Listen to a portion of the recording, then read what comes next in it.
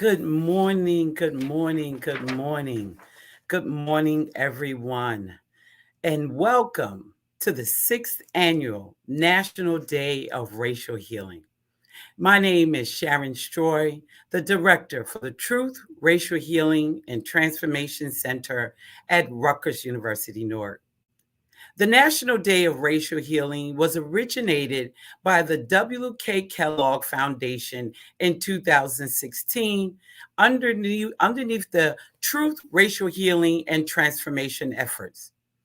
These efforts serve as a community and national-based process to determine and bring about transformational and sustainable change, in addition to talking about the historic and contemporary effects of racism in U.S. history today.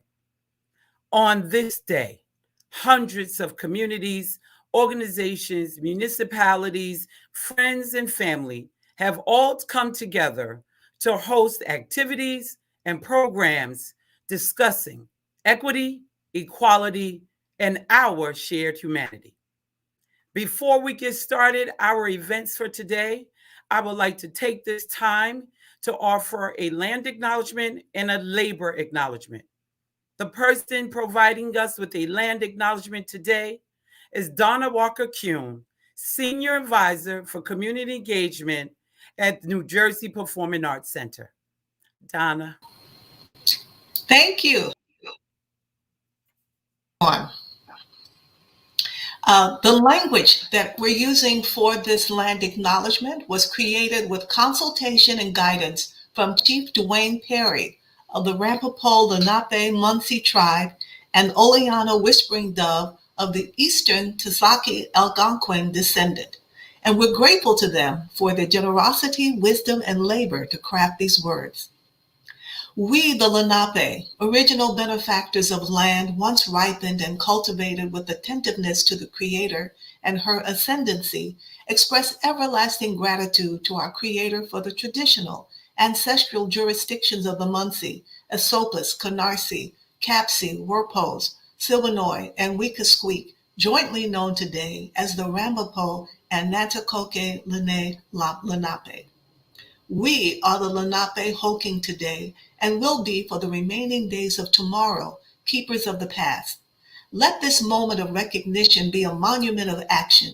Let it be the beginning of hope for this our Turtle Island and for the Ramapo Lenape, the Munsee people of whose land we now trod.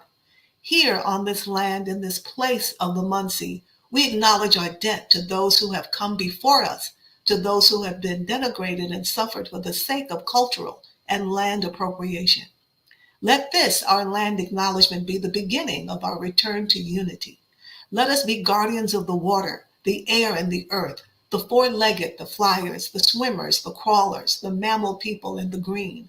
Let us now stand lifting our humanity, enrapturing with Earth's consciousness as guardians of harmony and kindness. This acknowledgement demonstrates our ongoing commitment as a community, working to dismantle the continued legacies of colonialism, oppression, and systemic racism. We offer a pledge of social justice awakening and education in order to raise the level of awareness and to ultimately strengthen the communal fabric, which includes our engagement with our indigenous neighbors. Thank you so much.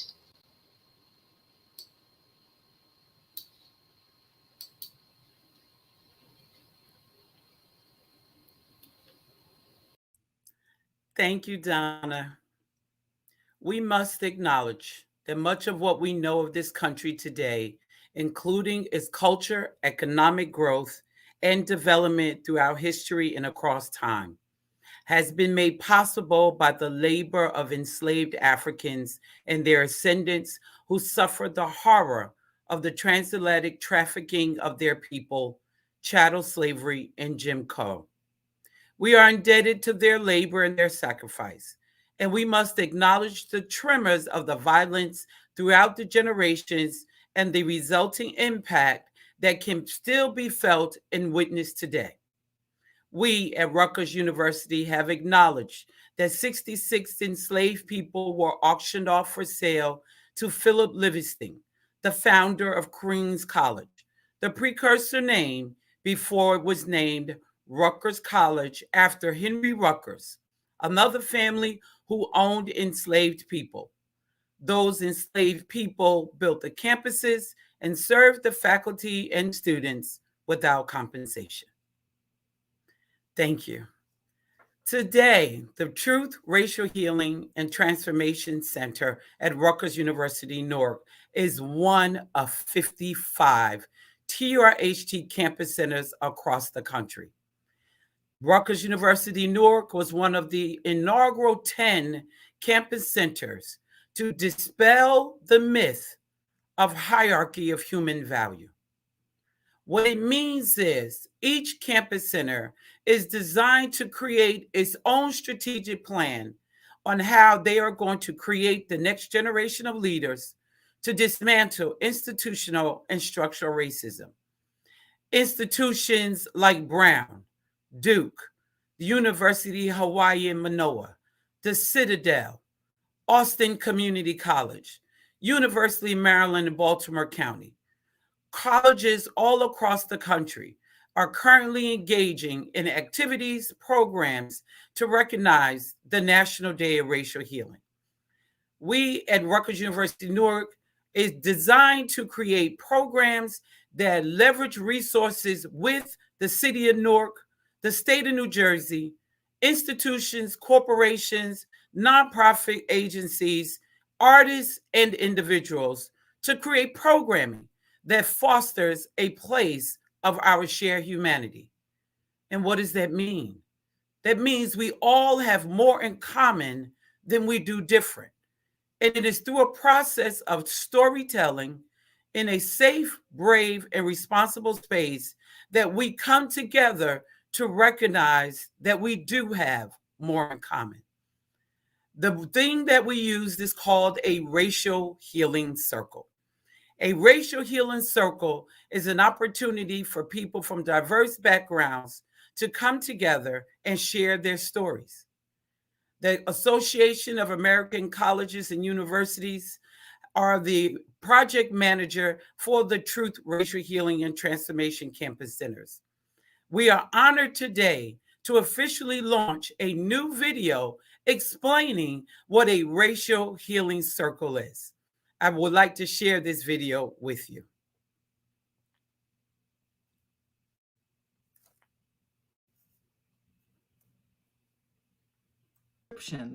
That America needs now. The idea of bringing people together in circles to foster the capacity to empathize, to see ourselves in the face of the other. We are currently in some challenging times. One of the key components of participating in a racial healing circle in this particular time is for people to realize that they are not alone. Dr. Gail Christopher, who invented this methodology, really went step by step and deliberately to create an environment where people can interact with each other in a safe environment. And so we start off very slow. We start off with introductions, and then we set some touchstones of ways that we're going to agree to interact with each other. And then after that, we get together in pairs or trios, and we just interact and share stories with each other. And nothing that the facilitator asks participants to do that the facilitator doesn't also do. So the design is everything. It is a conversation about humanity. It is a conversation about people. It is a conversation about us. I feel the value of participating in a racial healing circle is really steeped to three major words: confidence, courageousness, and then community. It's the value of being part of a community, being able to express yourself fully, and to have the confidence to do so. We bring a level of preparation, we bring a level of reflection, and we bring a level of maturity to this process that then invites others to do the same. Because your story is my story, and my story can potentially be your story. It is the Racial Healing Circle and the dismantling of our belief system that will rebuild our community, our country, and our society.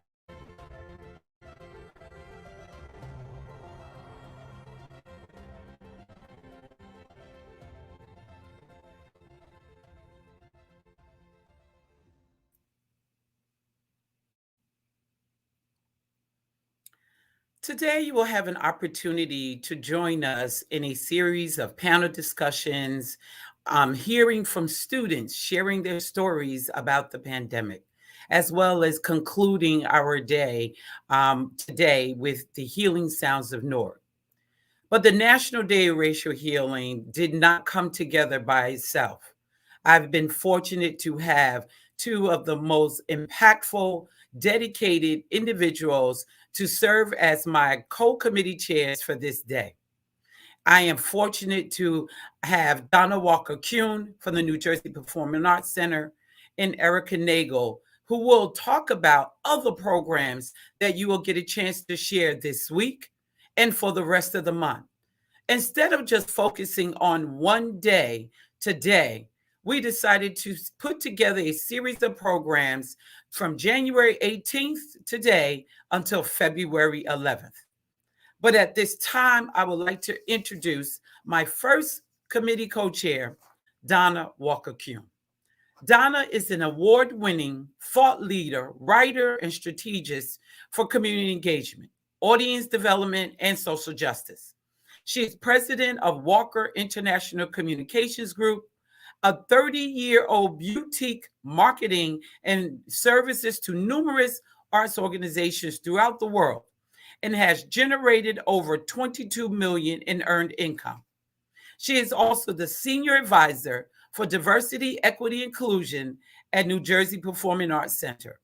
Currently, her portfolio includes social justice initiatives and equity diversity workshops. She is a veteran of over 22 Broadway productions, and her nonprofit clients include Alvin Ailey Dance Theater, the New York State Council of the Arts, and the Seattle Theater Group. She is a lecturer and keynote presenter for international arts conferences in Moscow, Russia, Biotin, South Africa, and Australian arts conferences. She is an adjunct professor at the New York University and Columbia University.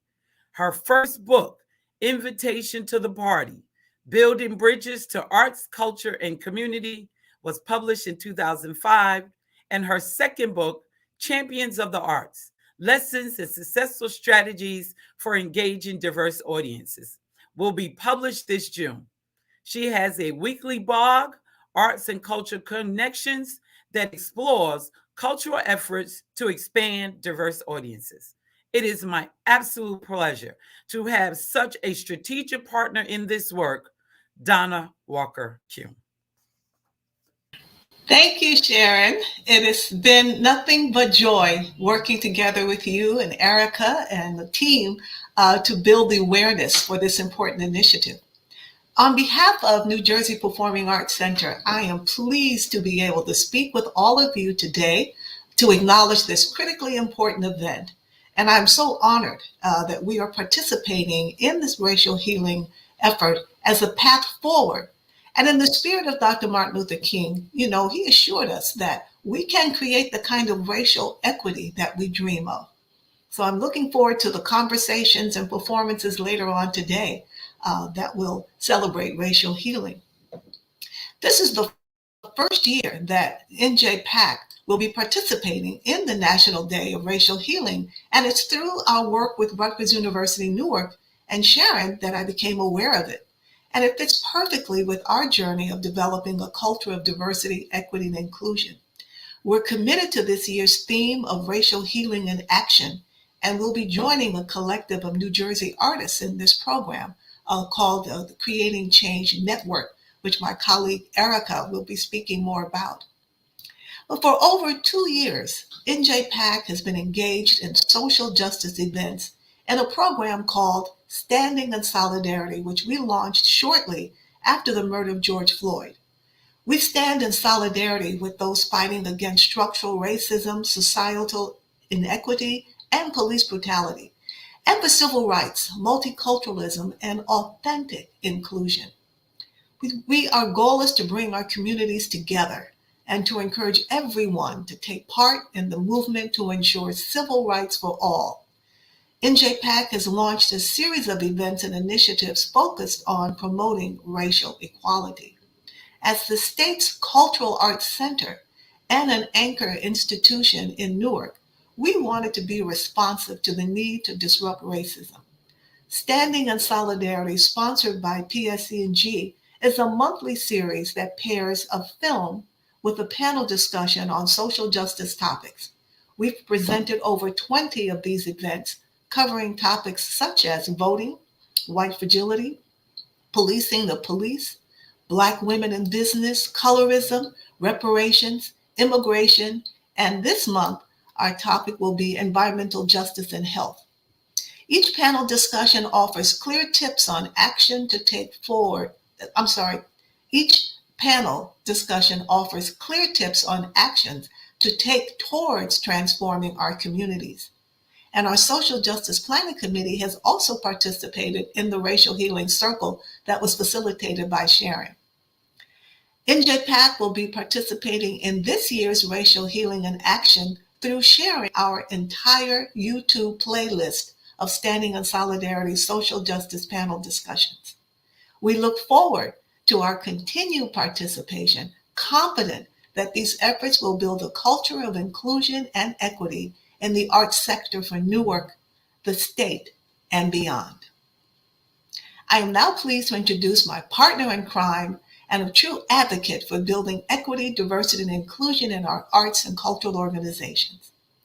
Erica Nagel.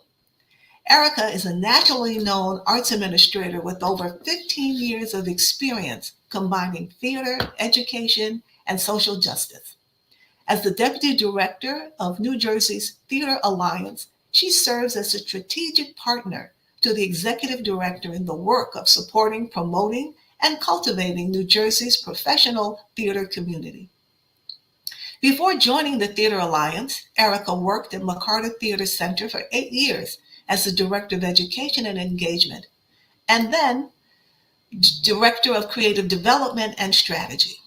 She's taught courses in community-based performances, play development, and theater history at Princeton University, Texas A&M, and within the SUNY system. She was honored to participate in the Theater Communications Group New Generations program and the Equity, Diversity, and Inclusion Institute, and will be part of the upcoming 2022 Leadership New Jersey class. Erica holds a BA from Washington University in St. Louis and an MFA in Performance as Public Practice from the University of Texas, Austin. Welcome, Erica.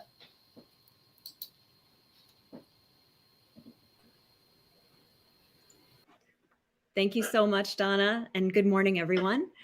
I have to say it's such an enormous honor to speak alongside one of my longtime professional heroes, Donna Walker-Kuhn.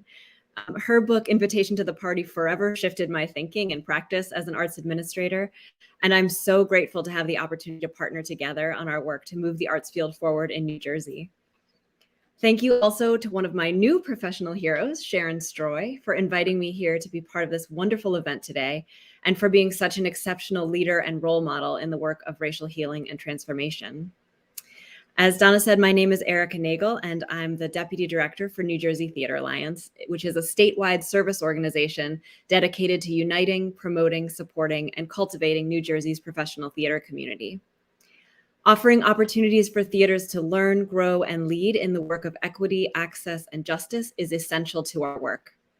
As part of this commitment, we're proud to partner with Art Pride New Jersey to host the Creating Change Network, a cross-disciplinary initiative advised and led by leaders in arts, culture, and social justice sectors in New Jersey.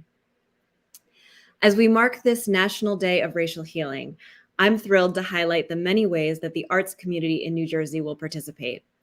The Creating Change Network, in partnership with the Center for Truth, Racial Healing, and Transformation at Rutgers Newark, has curated a fantastic lineup of in-person and online events between now and February 11th. From visual arts exhibits to intergenerational sing-alongs, dance performances to original works of theater, all of these events use the arts to explore this year's theme of healing in action.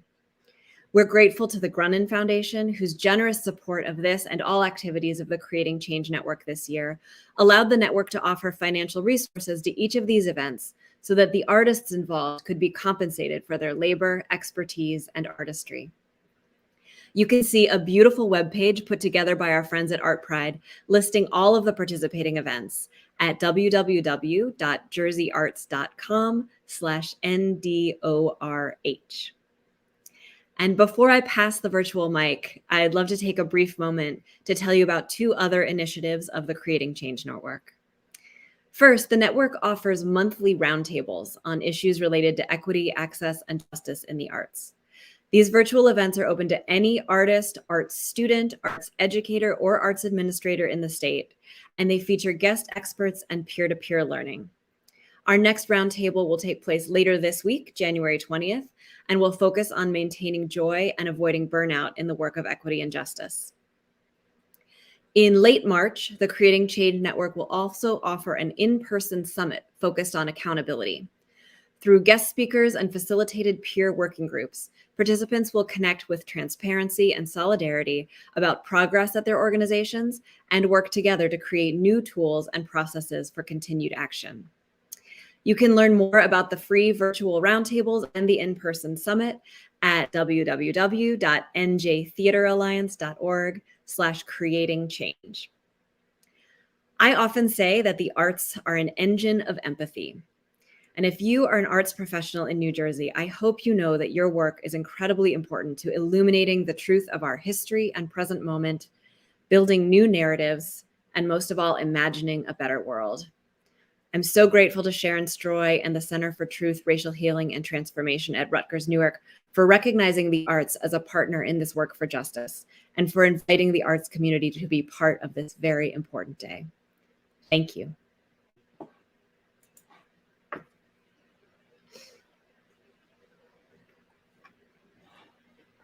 Thank you, Erica. As always, it is a pleasure to work with phenomenal people. The theme, Healing in Action, Impact and Integration. How do we integrate healing into the work of diversity, equity, and inclusion? How do we integrate healing into all of our organizations, communities, corporations, friends, family, and especially communities? The TRHT Center at Rutgers Newark, the goal is to create the next generation of strategic leaders. The next generation is our students, our young people, the children. So as someone who has mentored hundreds of students, it becomes even more important that we have young people at the planning table. So my pleasure is to introduce our next speaker. Rosalind Mensah Bonting is a first-generation Ghanaian professional and scholar aspiring to have an impact in public service. She holds a bachelor's degree in political science from Rutgers University, New Brunswick, School of Arts and Sciences.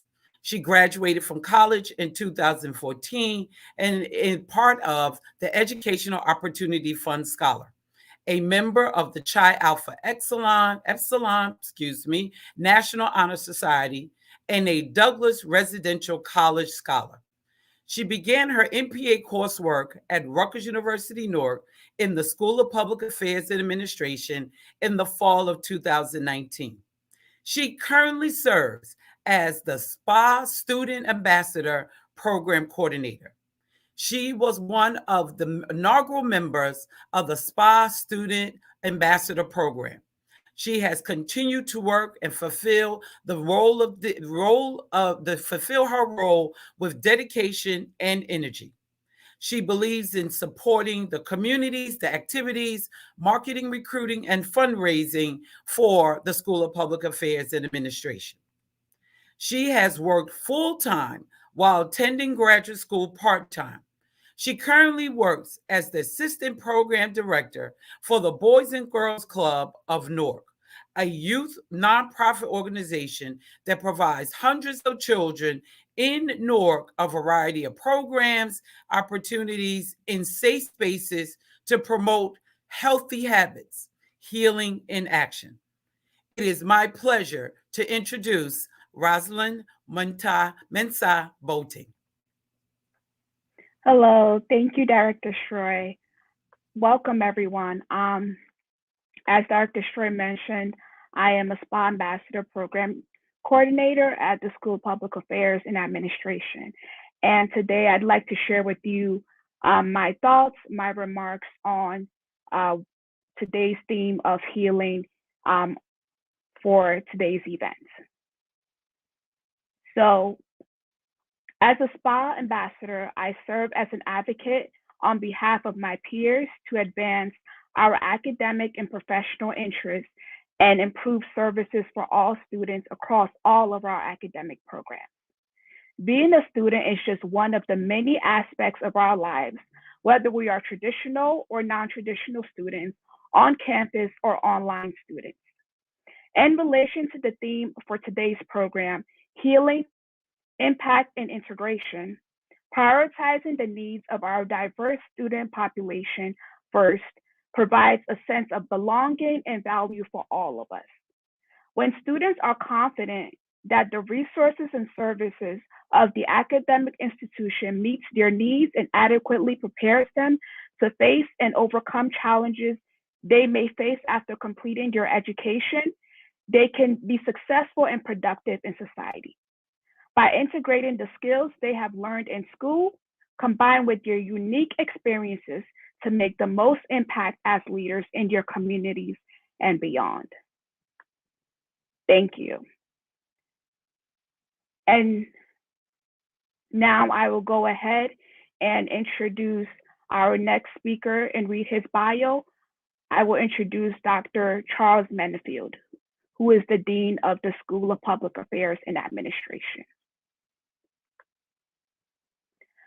Dr. Charles E. Menefield is the Dean of the School of Public Affairs and Administration at Rutgers University, New Brunswick. Rutgers University, Newark.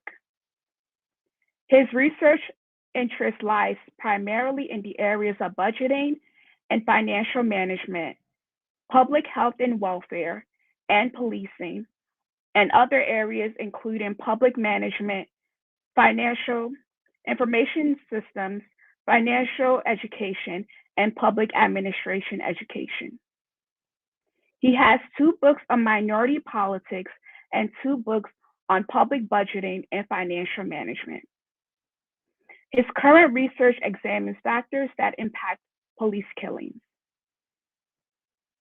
Dr. Menefield served on the Executive Council of the Network of Schools of Public Policy Affairs and Administration, or NASPA,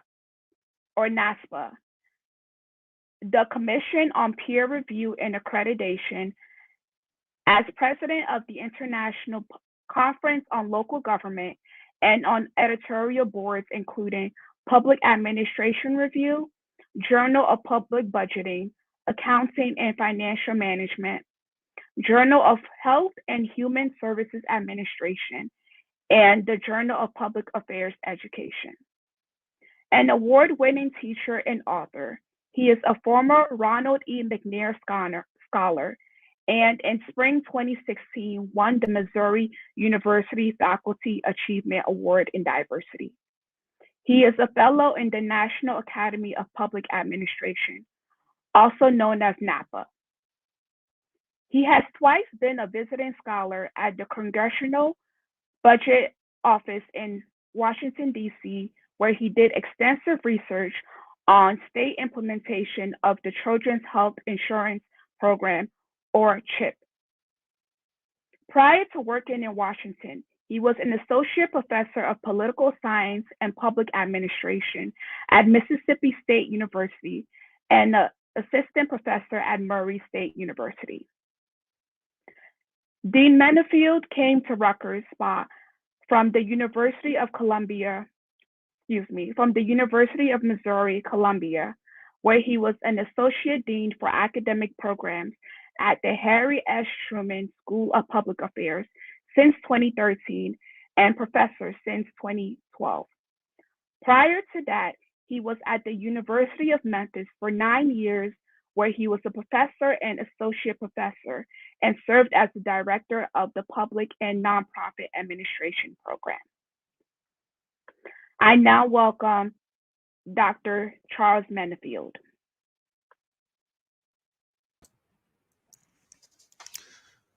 Good morning, everyone. On behalf of Chancellor Nancy Cantor and the School of Public Affairs and Administration, I am humbled and honored to welcome you to the 6th Annual National Day of Racial Healing at Rutgers University, Newark. We are delighted that you've taken time out of your schedule today to join us. As you've already heard, the theme of the conference is Healing in Action, Impact, and Integration. Healing is required when someone is recovering from an injury. That injury could be physical or it could be emotional. In today's society, we see both. Organizations such as Truth, Racial Healing, and Transformation campus centers around the country hold activities throughout the year to aid us in the psychological trauma that has been inflicted on so many of our brethren in the country. As you know, COVID-19 has highlighted many of the injustices that we have been aware of for many years. This includes economic injustice, healthcare, housing, employment, food security, and the list goes on. That is exactly why we need university-based centers such as this to train the next generation of strategic thinkers, excuse me, and break down the racial hierarchies that exist in our society and eliminate these injuries. As one of the first 10 universities to start a center, we're excited to continue in this fine work. Our goal is not only to support the mission of the center, but to grow it by supporting existing Rutgers University and citywide initiatives to promote equitable growth and to effectively respond to economic and social disparities that proliferate in our communities. If you have the time to listen to the well-prepared portions of the conference today, you will undoubtedly be enriched with the presentations, as they will aid you in bringing about positive change in your community. In harmony of the season, I also would like to end my welcome with a quote from Dr. Martin Luther King Jr. He said, "Change does not roll in on the wheels of inevitability, but comes through struggle. And so we must straighten our backs and work for our freedom. A man can't ride you unless your back is bent." So if you want to see change, it will not be handed to you on a silver platter, as it requires effort and endurance. So keep your back straight as we move forward in the struggle to bring about racial healing. Let's do so with purpose, dignity, and honor. Thank you for your time and attention this morning. Now I will introduce our Lieutenant Governor, the Honorable Sheila Oliver. Lieutenant Governor Sheila Oliver is a self-described Jersey girl, born and raised in an ethnically diverse Newark neighborhood. Lieutenant Governor Oliver was inspired as a young girl to be a fighter for the voiceless when her eyes were open to social injustices and inequities around her, often citing A Tale of Two Cities as her youth awakening. She has since pioneered a successful career in public service, advocating for social justice, women's equality, and education, ultimately becoming the first woman of color to serve in a statewide elected office in New Jersey. In addition to her role as Lieutenant Governor, she serves as Commissioner of the Department of Community Affairs, where she has led efforts to strengthen and expand initiatives for fair and affordable housing, community revitalization, homeless prevention, and local government services that support New Jersey's 565 municipalities. A trailblazer in every sense of the word, in 2010, she became the first African-American woman in state history to serve as Assembly Speaker, and just the second in the nation to lead a state legislative house. A proud alumna of the Newark public school system, Lieutenant Governor Oliver graduated cum laude from Lincoln University and received her Master of Science degree in Community Organization, Planning, and Administration from Columbia University. She is a 40-plus year resident of East Orange, New Jersey, where she treasures her time with her 94-year-old mother, who has always encouraged her to be a critical thinker while fostering her passion for helping people through effective public policy. Lieutenant Governor Oliver.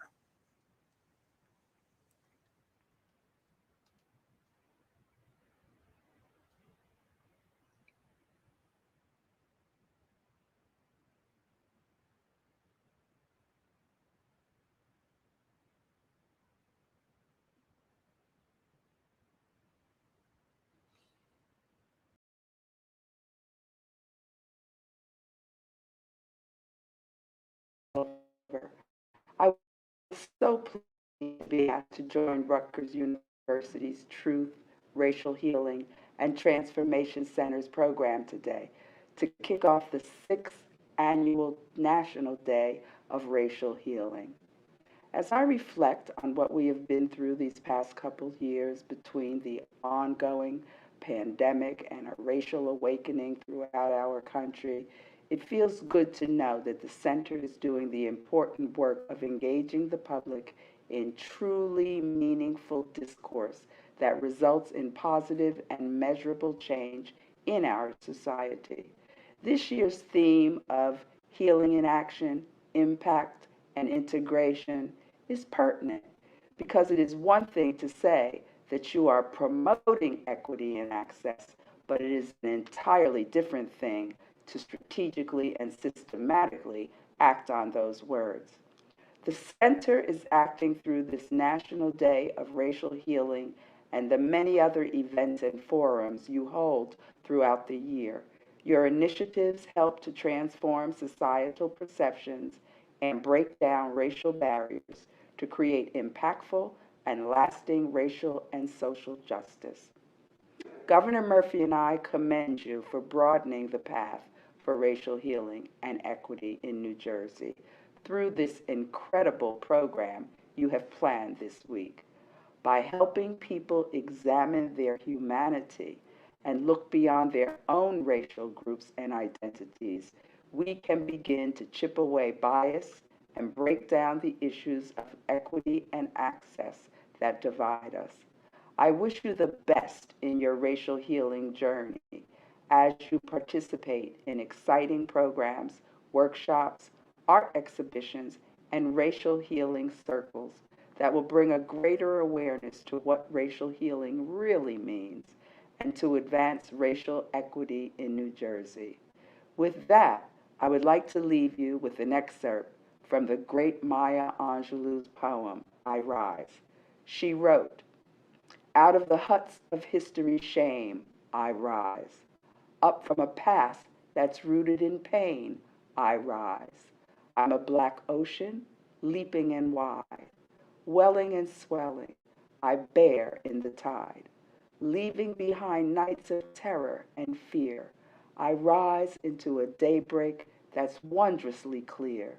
I rise bringing the gifts that my ancestors gave. I am the dream and the hope of the slave. I rise, I rise, I rise."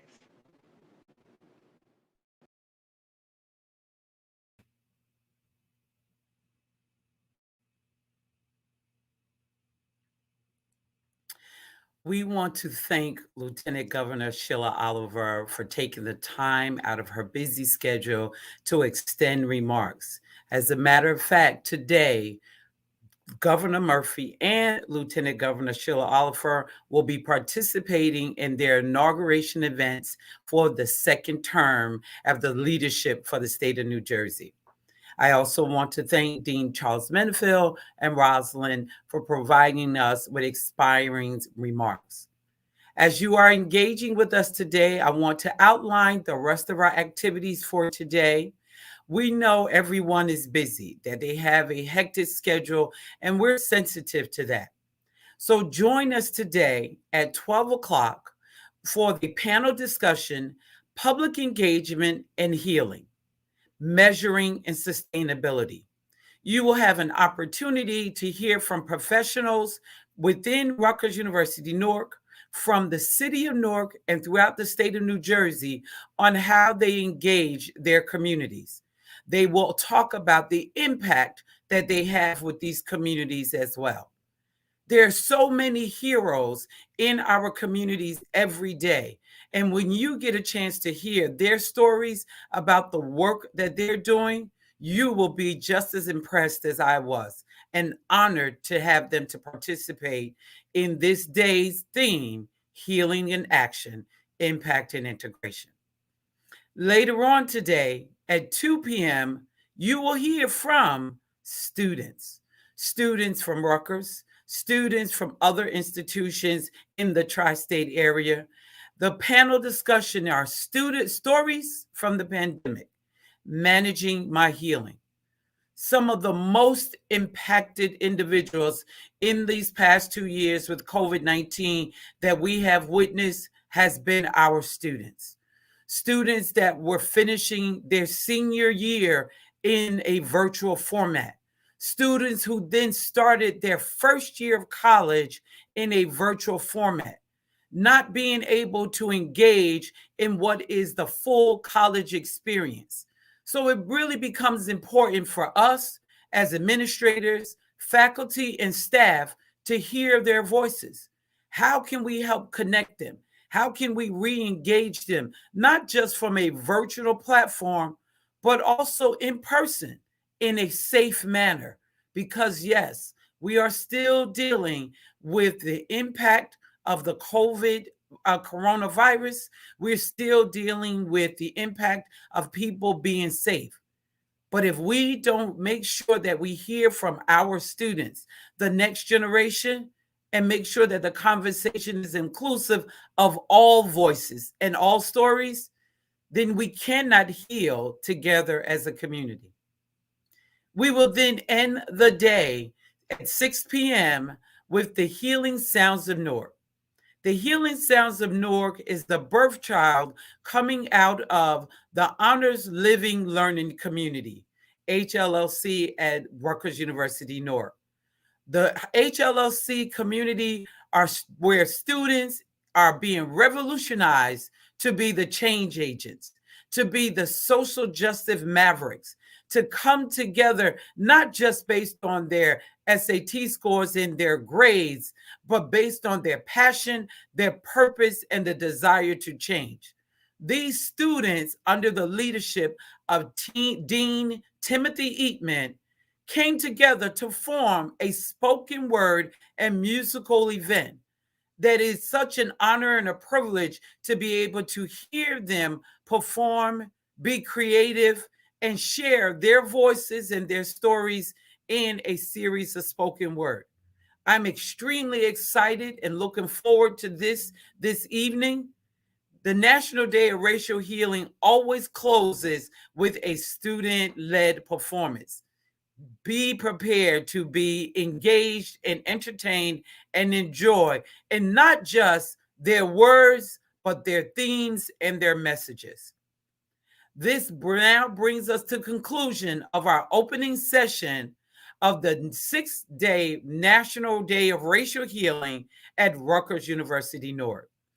For those that please come back at noon, but while we are taking a break, you'll have the opportunity to watch some videos about how this foundation started, how we started, and the framework for truth, racial healing, and transformation. For those that cannot stay, enjoy the rest of your day. Please follow us on our website, trhtnewark.com. The Day of Racial Healing that is being led by Soledad O'Brien in Washington, D.C., and all of the other 55 TRHT campus centers across the country. Thank you. You'll now be engaged with one of our first videos, and I'll offer some commentary about each video at the end.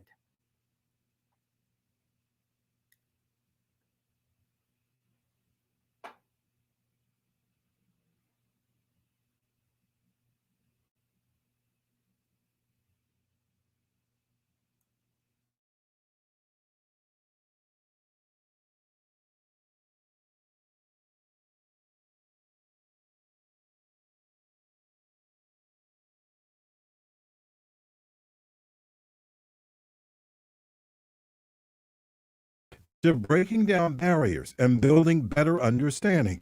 It's one of only 10 schools in America to establish a Truth, Racial Healing, and Transformation Campus Center. We acknowledge that being a diverse institution sitting in a diverse city is not enough, and that we must actively engage in the messy and difficult work that is truth and racial healing.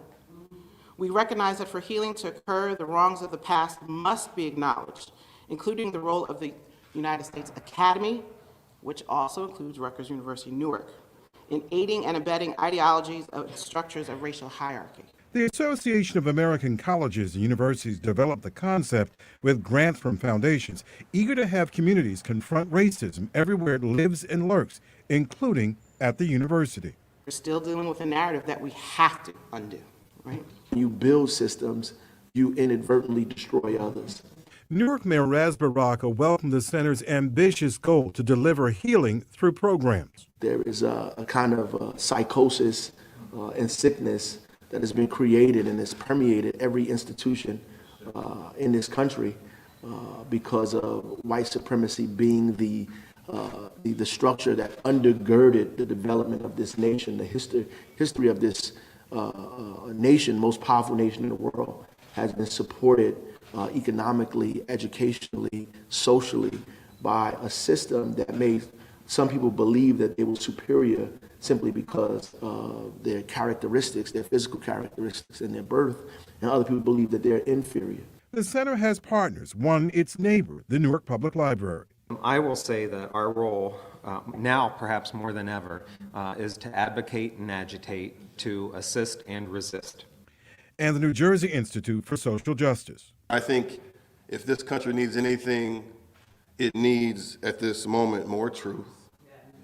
It needs more racial healing, and it certainly needs more transformation. And the work that we do with the Institute for Social Justice really thinks about how, to the mayor's point, how to transform systems that advance racial inequality. The Campus Center says it's way past time for a conversation like this, but from a national perspective, is America ready for a conversation like this? Celia King is the CEO of Leadership Newark. I certainly think we're ripe for the conversation. I also think that we always start the conversation and never get to the second part of it.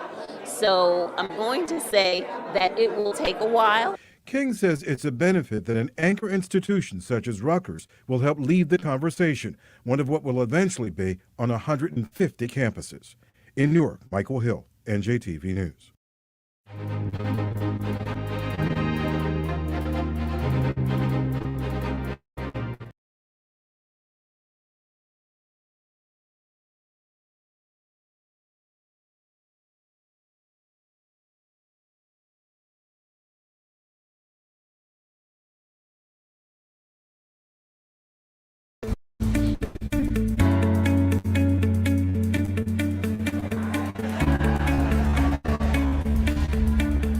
AAC&U launched the Truth, Racial Healing, and Transformation Campus Centers, a partnership with the W.K. Kellogg Foundation and Newman's Own Foundation. A multi-year, multi-pronged effort on 10 college and university campuses across the country. What we hope to do is to ensure that by the end of this project, we have 150 centers across the country committed to embarking on a shared endeavor around jettisoning a hierarchy of human value. We brought together a group of committed individuals to really take time and think about how we're going to heal as a nation. Brown students are pretty brave and amazingly creative, and this grant enables us to do things that we've been dreaming of, and to say thank you is too little. We really feel fortunate to be in the company of all the folks that are here this afternoon. The sort of work that this grant is going to allow us to undertake fits squarely within what we have been aiming to do more of, and we couldn't be more happy to be here. The heart of the effort is to challenge notions of human hierarchy,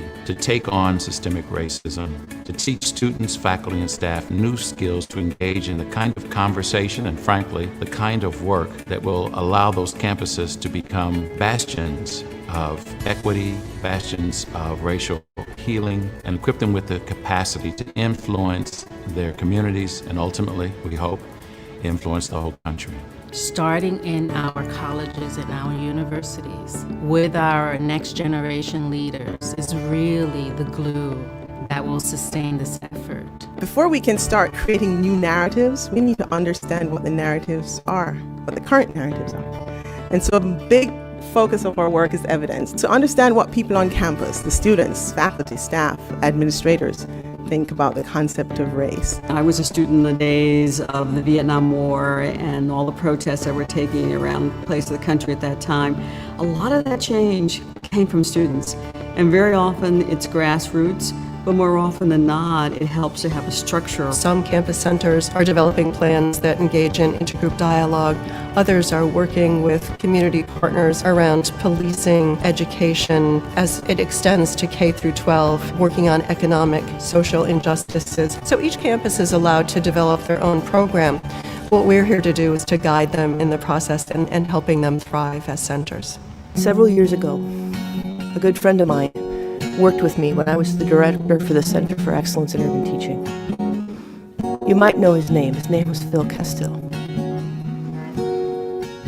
And I watched him be killed on Facebook Live. And it was too much. Our children loved him. He was an incredible tutor, and I just felt that maybe one way I could honor my friend was to find out a little bit more about this. It was shortly thereafter that you announced that you were doing this work. The framework for truth, racial healing, and transformation leads with narrative change, and then we look at racial healing and relationship building. The racial healing circles are an important part of actualizing that component of the framework. Symbolically, the circle sets aside the notion of hierarchy. There is a sense of being equal as well as connected. Within the experience of the healing circles, methodologies are used which allow for deep affirmation, deep listening, deep understanding of one another as human beings, and then sharing the insights that are gleaned from that understanding, which challenge your own biases. My truth may not be your truth, but there's something where we can communicate with each other so that I may understand what your truth is, and I may appreciate and I can empathize and I can be part of your truth. I have to be willing to listen to what your truth actually is. Where I can understand and value you as a human being and value you as my friend, as a member of my community, of our community, then we can start to transform together. We can transform our circumstances, we can transform our history, we can transform our future. And that's something that we want to focus in on. We hope that AACNU's vision of having this work come alive on every college and university campus in the country is exactly what's going to happen. This is just the beginning. We want to see a society where equality is valued by everyone, where injustices are taken away to the extent that they can be, and that the world is very inclusive. That's a society that I want my son to live in, that I want my family to be a part of, that I want all of us to be a part of. And with that focus on love instead of fear, then we really have an opportunity here to do something powerful.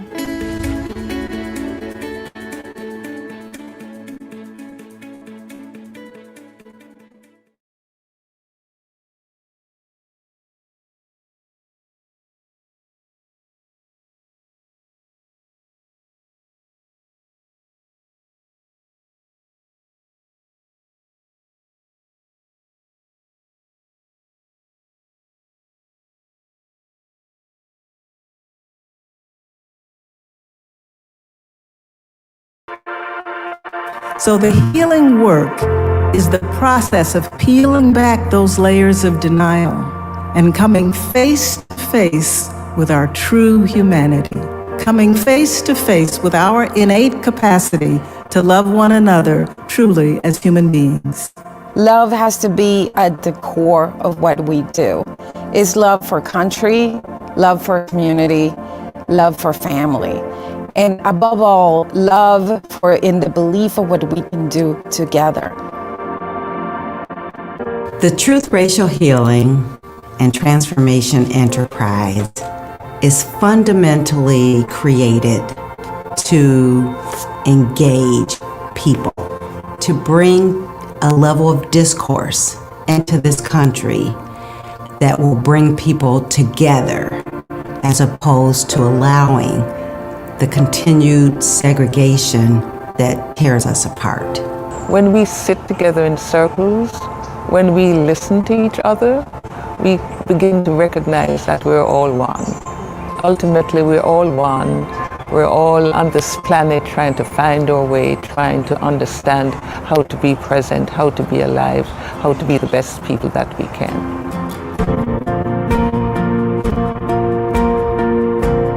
Really what we're talking about is how do people see a wrong and with their own voice and vision and purpose fight to change it. And I think it starts with telling our own stories. Every story is impactful in some way, big or small. We need all of those to really get to where we all aspire to be. A component of love is understanding. And in order to understand, you need to listen. And active listening is the best route. Love is critical not only to art, love is critical to revolution. You know, Che Guevara once said, at the risk of sounding ridiculous, you can have no revolution without love. Love is where all revolutions begin.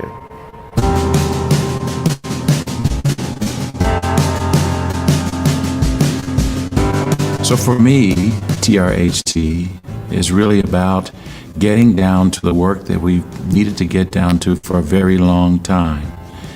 But not just doing it from one sector or with one voice or one group of people, but a conversation about truth, and a conversation that leads to accountability, and a conversation that leads to healing, so that we might finally have both racial justice and racial equity in this country. The best way to engage in the transformative power of racial healing is to ensure that we put ourselves not only in the shoes of another, but as Anna DeVere Smith enjoins us to do, to put ourselves in the words of others different from ourselves. Truth is very important in the line of work of racial healing and racial equity. How do we right the wrongs in our systems, in our society? How do we heal from these wrongs if we don't face them as facts? How do you achieve solutions if you don't know what the problem is, if you don't recognize that there is a problem? You are the ones who care. You are the ones who are taking care of the ones who are struggling out there. You're the ones that are making opportunities. And this is an opportunity for you to grow. I believe that in order to change the narrative, we actually have to change the way people act and behave. Simply retelling a story is not what I think we mean by changing the narrative. I think what we mean is change and then tell the true story.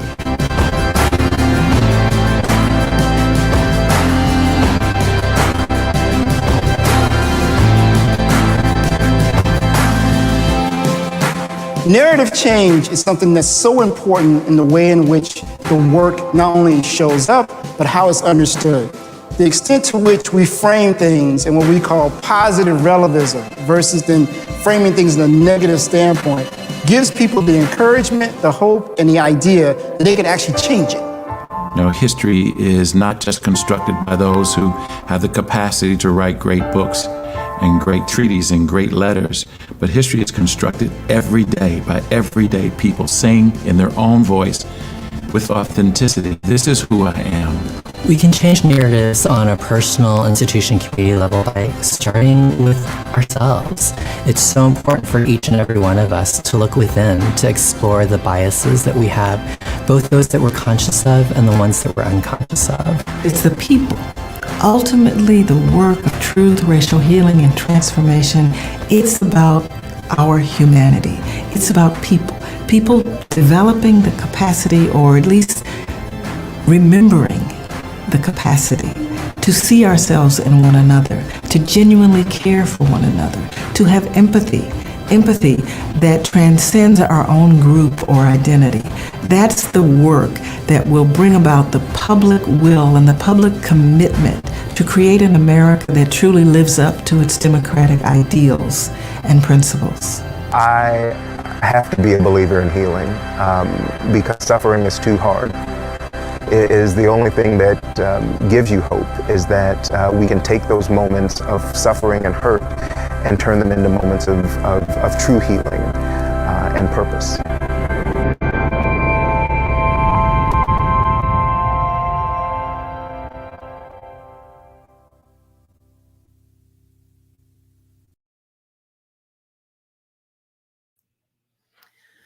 I hope those videos gave you some insight into a little history of the Truth, Racial Healing, and Transformation Center at Rutgers University, Newark. We officially launched in February of 2018 with our partners, the New Jersey Institute of Social Justice and the Newark Public Library. We were designing programming to have programming in the library centers. We supported Ryan Haygood and his team as they were doing legislation for the restoration of voting rights for those individuals on parole and probation, and continue to support all of the work that the New Jersey Institute of Social Justice encounters on. COVID-19 occurred and it changed all the levels of engagement and how we are to go into the community. So we all, like everybody else in the world, had to shift and pivot. But it has been an interesting shifting and pivoting because we had the world had an opportunity to see the injustices that Black and brown and marginalized communities have encountered. The world saw what happened to George Floyd. And since then, the TRHT Center has been able to expand its work to work with municipalities like Scotch Plains and Fanwood, who established their own joint TRHT committee for Scotch Plains and Fanwood, where both the mayors of Scotch Plain and Fanwood, the school superintendent, council members, board of education members, faith-based leaders are the committee members for them. They are leading the way to where the townships of Scotch Plains and Fanwood are becoming a more inclusive community. We have been the pleasure of working with the Ocean County Library Systems to where the leadership, the staff, and the members in Ocean County Library System have all engaged in racial healing circles. We're extremely proud to be an anchor institution in the city of Newark, where we have leadership that fosters cross collaboration, not just within the city of Newark, but we are of the city of Newark. So the TRHT Center has worked with the NJ STEP program, a prison to school program for individuals who are coming out of jail and becoming students. Some of those students are our lead racial healing circle facilitators. This past summer and this past fall, we had the opportunity to work with the Office of Violence Prevention and Trauma Recovery under the leadership of Lakeisha Uri in working with at-risk youth from the ages of 18 to 30, providing programming on Saturday with individuals that are providing resources, racial healing circles. But the individuals leading those conversations are the students and the alumni of the NJ STEP program. With the TRHT Center, we are here to serve not just Rutgers University in Newark, but also the city of Newark, the state of New Jersey, and we've been fortunate to even cross the river into community colleges in New York City. We are envisioning to being the epic center for dismantling institutional structural racism from a shared humanity perspective. This year, we are fortunate that we have other institutions in New Jersey who will be joining us in this work. Seton Hall University, Mercer County Community College, and our very own sister campus, Rutgers University Camden, who are now hosting TRHT campus centers in their own location. So the state of New Jersey is covered with organizations, campus centers, institutions, and individuals looking to dismantle biases, belief systems, racism, oppression of all kinds. But we are now leading the way towards healing in action. So at this moment, we're going to take a small break. Please come back and join us at 12 o'clock to hear a panel of professionals who are living and doing the work of healing in action. Enjoy the music while we take this small break, and we look forward to seeing you at 12 p.m. Thank you.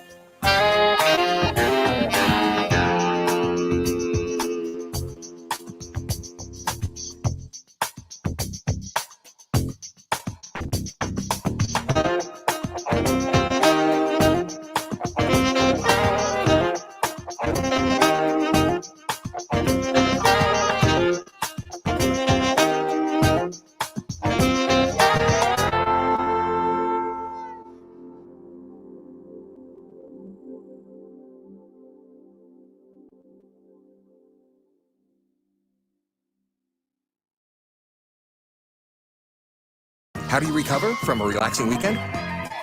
Proven quality sleep is life-changing sleep, only from Sleep Number.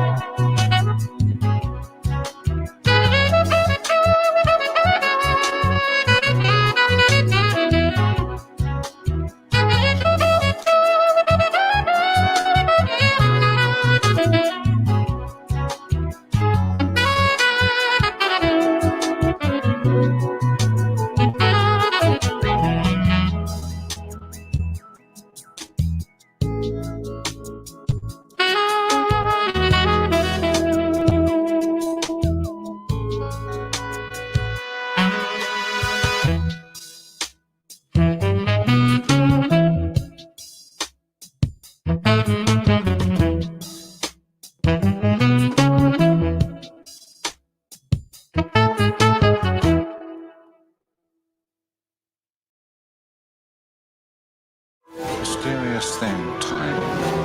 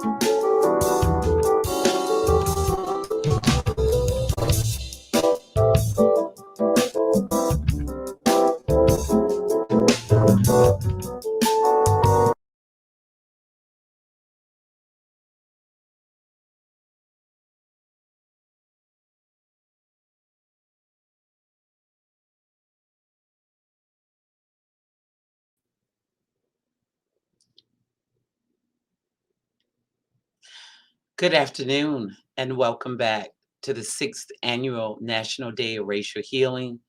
You are engaged in activities and programs with the Truth, Racial Healing, and Transformation Center at Rutgers University, Newark. This next panel of professionals that you will hear is going to be enlightening, rewarding, and by the time they're done, you're going to want to be engaged as well. The unprecedented global pandemic highlighted the unprecedented need families experience. You will hear from professionals from diverse industries and sectors how they will share their grassroots efforts to provide support to the neediest of these families. They will share insights about the impact their efforts have had and how to sustain the healing work that they are engaged in. This panel is talking about public engagement and healing, measuring impact and sustainability. I will take a moment to introduce our moderator and our panelists. As they sent me their bios and I tried to edit it, I would not be doing any justice to not including all of the awesome and amazing work that they are currently doing. But the first person that I would like to introduce is our moderator for this afternoon, Dr. Michael Dillard. He is an assistant teaching professor in the School of Public Affairs and Administration at Rutgers University, Newark. Dr. Dillard previously served as the director of the Rutgers Are You Ready for Work program, where under his leadership, the program created a pipeline of students with 100% high school graduation and college acceptance rates, with about 60% of those students pursuing degrees at Rutgers University, Newark. His research interests center around non-traditional students, particularly which services and programs are being created that enable them to thrive. His teaching style focuses on leadership-based courses where students learn the skill sets needed to manage organizations, and in his classes feature various guest speakers and off-campus sessions where students really understand how theory and practice are connected. Dr. Dillard is a contributing author to at least one published book that provides innovative insights into the development and advancement of online instruction and educational technology to engage students from diverse backgrounds. He is also a public speaker on topics of college persistence and long-term care. I would like to bring to the stage Dr. Michael Dillard as I continue to read the bios of our panelists. Our first panelist is Barry Ford. Mr. Ford has over 18 years of senior and direct service level management experience in the K-12 education space, higher education, nonprofit, and municipal government sectors. He has held positions with a variety of organizations, including the City of Newark, KIPP, New York City Public Schools, Rutgers University, Newark, New Jersey Community Development Corporation, New Jersey Seas, Brooklyn Community Services, and Seton Hall University. Barry holds a Master's of Public Administration degree in Nonprofit Organization Management and a Bachelor of Science in Business Administration and Marketing from Seton Hall University. Barry Ford currently serves as the Assistant Director for the Office of Violence Prevention and Trauma Recovery in the City of Newark, New Jersey. Welcome to the stage, Barry. Thank you. It's a pleasure to be here this evening. Hello, everyone. Jamie Hendricks is a lifelong resident of East Orange, New Jersey. She is a graduate of East Orange Public Schools, attending both Whitney Houston Academy and Cicely Tyson School of Performing and Fine Arts. Jamie Hendricks began her employment with the Rutgers University Police Department in 2004. Ms. Hendricks was promoted to lieutenant in 2011, becoming the first African-American female lieutenant in the Rutgers University Police Department. During her law enforcement career, she was assigned to parole operations, investigations, and administrative units. Lieutenant Hendricks completed her Master's in Public Administration in 2014 from the School of Public Affairs and Administration. She assumed the role of Commander of the Community Affairs Unit for the Newark Division in 2016. During her tenure as commander, the unit engaged in more than 300 community policing partnerships, educational workshops, and departmental initiatives at the Rutgers University Newark campus, the City of Newark, and the greater Newark area. In addition to her day-to-day operations at RUPD, Ms. Hendricks serves as an academic instructor for the New Jersey State Association of Chiefs of Police Leadership and Command Academy, and has instructed at the Essex County Public Safety Academy. She is a certified able instructor by the Georgetown Law Center. Ms. Hendricks is an instructor at University Newark and St. Elizabeth University. She currently also serves as board member with Girls Live, Laugh, and Love, Inc. and FLAME, Firefighters League of Activities and Mentoring. She was recently appointed to Barringer High School's Public Safety CTE Advisory Committee and is a trained TRHT Racial Healing Circle facilitator. Notwithstanding all of her accomplishments and the commitment to the community. She is a proud mother and a youth adult mentor. Welcome to the stage, Lieutenant Jamie Hendricks. It is my pleasure to introduce Taisha Miranda. Taisha was born in December in the city of Newark to Puerto Rican parents who moved to Newark, New Jersey in the 1960s. She is the youngest of 2 children, and the family and her family means the world to her. Taisha not only was born in the city of Newark, but was raised, educated right here in the Great Brick City. She proudly bleeds Puerto Rican Newark blood and couldn't be more grateful to give back to the city that gave it to her. In 2004, Taisha started her career at the Newark Board of Education. Over the years, she has been elevated from a community engagement specialist to a bilingual attendance counselor for the district, overseeing numerous schools such as Salome Reina, Ridge Street, and previously First Avenue. Taisha's model is simple. Although I represent a specific school, I have an obligation to serve all 45,000 children in our community as a whole. As a community engagement specialist and now attendance counselor, Taisha continues to forge partnerships with elected officials such as the North Ward Councilman Anibal Ramos, Councilman at Large Luis Cadena, and Carlos Gonzalez, Senator Teresa Ruiz, and former Newark Public Safety Director Anthony Ambrose. In addition to the partnerships with elected officials, she continues to work closely with organizations such as Rutgers Public Safety, ARJ Civic, La Casa de Don Pedro, Clara Mass Medical Center, and many more. Through these collaborations, she's able to provide mental health support, clothing, shelter, safety, holiday gifts, and food, just to name a few. In 2007, Miss Miranda was nominated Miss Puerto Rico for New Jersey Puerto Rican Day Parade. This experience overall was one she treasures because it provides additional opportunities and knowledge of her culture.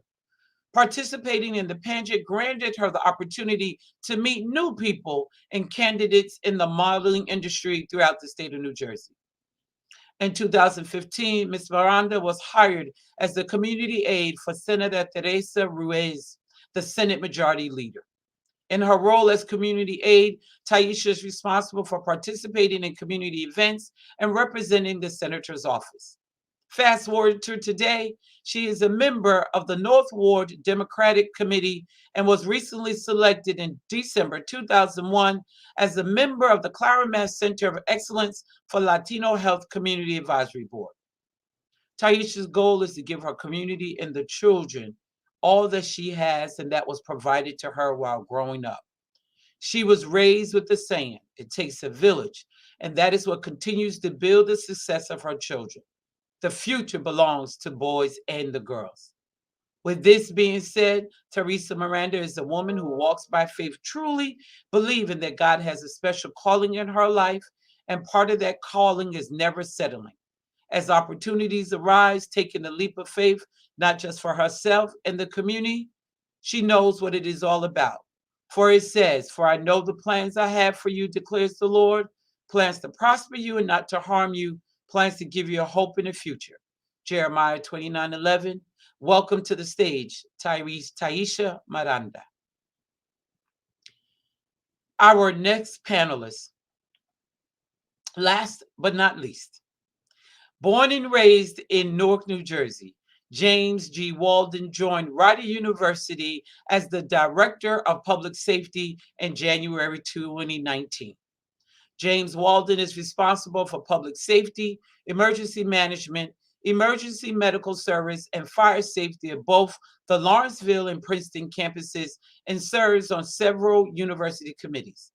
Director Walden is committed to transparency, community policing, community engagement, and providing the university students, faculty, staff, and guests with a safe campus to study, work, and live by making each and every one of them aware of how to reduce the possibilities of incidents and create a better campus community environment.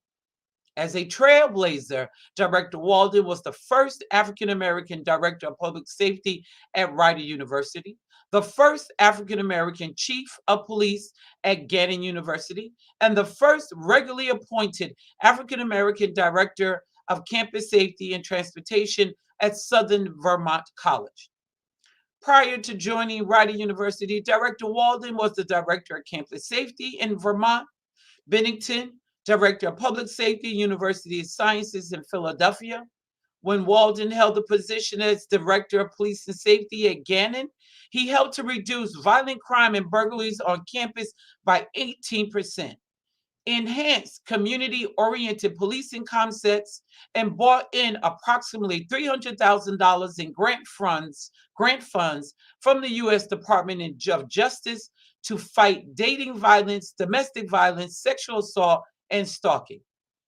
He also served as a county detective for the Essex County Prosecutor's Office in Newark, New Jersey. He served as a police detective at Rutgers University, Newark, right here in New Jersey. We missed you at that time, James. And served as a police officer at Montclair State University. A trailblazer as the first African-American director of public safety in all of these different areas, Director Walden, it is a pleasure. He attended executive education programs at Harvard University Crisis Leadership, University of Louisville, Southern Police Institution. He also has extensive FEMA emergency management education and training, earned a Master's of Public Administration degree from the School of Public Affairs and Administration at Rutgers University, Newark, and a Master's of Administrative Science degree from Fairleigh Dickinson University, and a Bachelor's Arts degree in Political Science from King University. I would like to welcome Director Walden and all of our panelists for this engaging conversation on public engagement and healing, measured impact and sustainability. Thank you.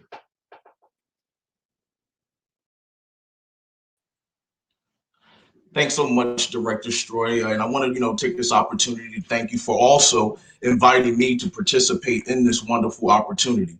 I think Director Stroy really summed it all perfectly. Today's presentation will focus on the importance of public engagement and healing, but more importantly, measuring impact within each of our dynamic speakers in terms of their own individual communities, as well as in their professional spaces. The idea of this conversation and facilitated discussion is to gain more knowledge and an understanding of what our phenomenal guest speakers have been doing all along in terms of racial healing, some of their own trials and tribulations, the impact that they've been able to overall make. As a facilitator, I will read a few questions to our panelists, followed by questions and answers. I recommend that all audience members please place your questions in our chat box feature.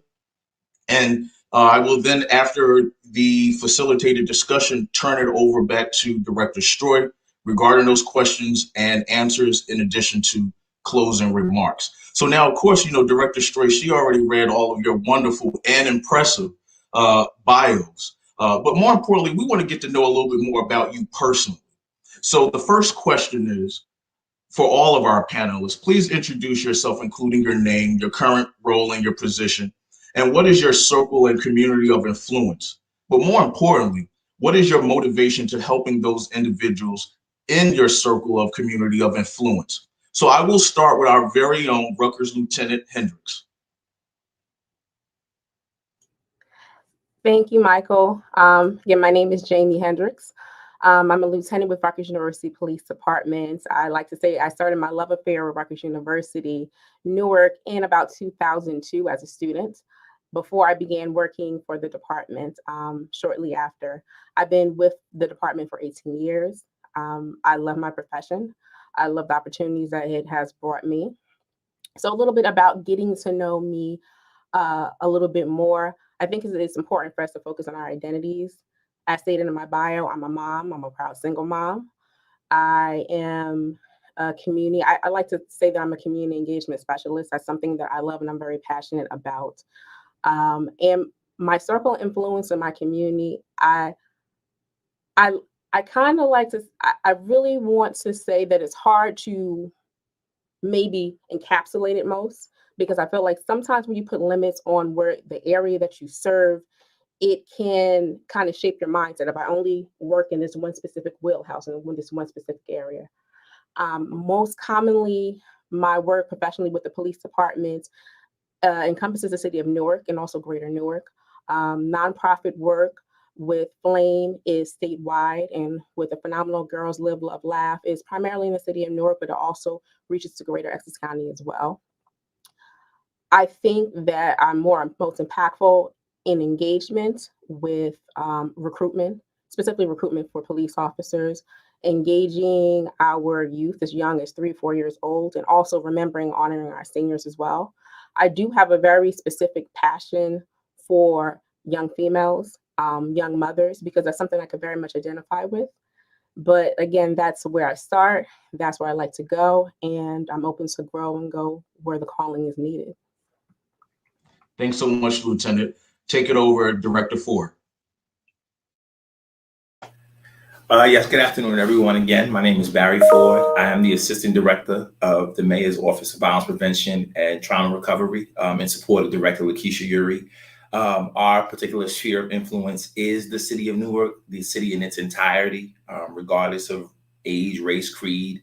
The city is extremely important to us in terms of this work.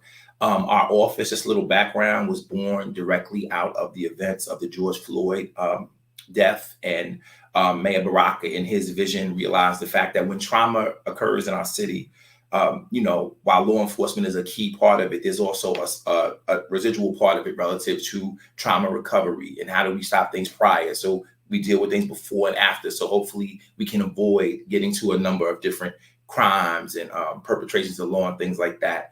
So in doing that, 5% of the city's budget from the Department of Public Safety was allotted to our office to, one, ensure that we're able to work with various community organizations to provide funds and resources to be able to do that work throughout the city, and also internally be able to provide some of those services.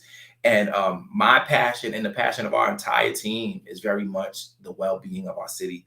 Our social workers, our outreach team, our administrators, everyone works very diligently, and we take our work very, very seriously in regards to being able to provide external resources, the things that you don't think about, whether that be counseling services, whether that be specific things that lead to trauma around housing, employment, all of those different things.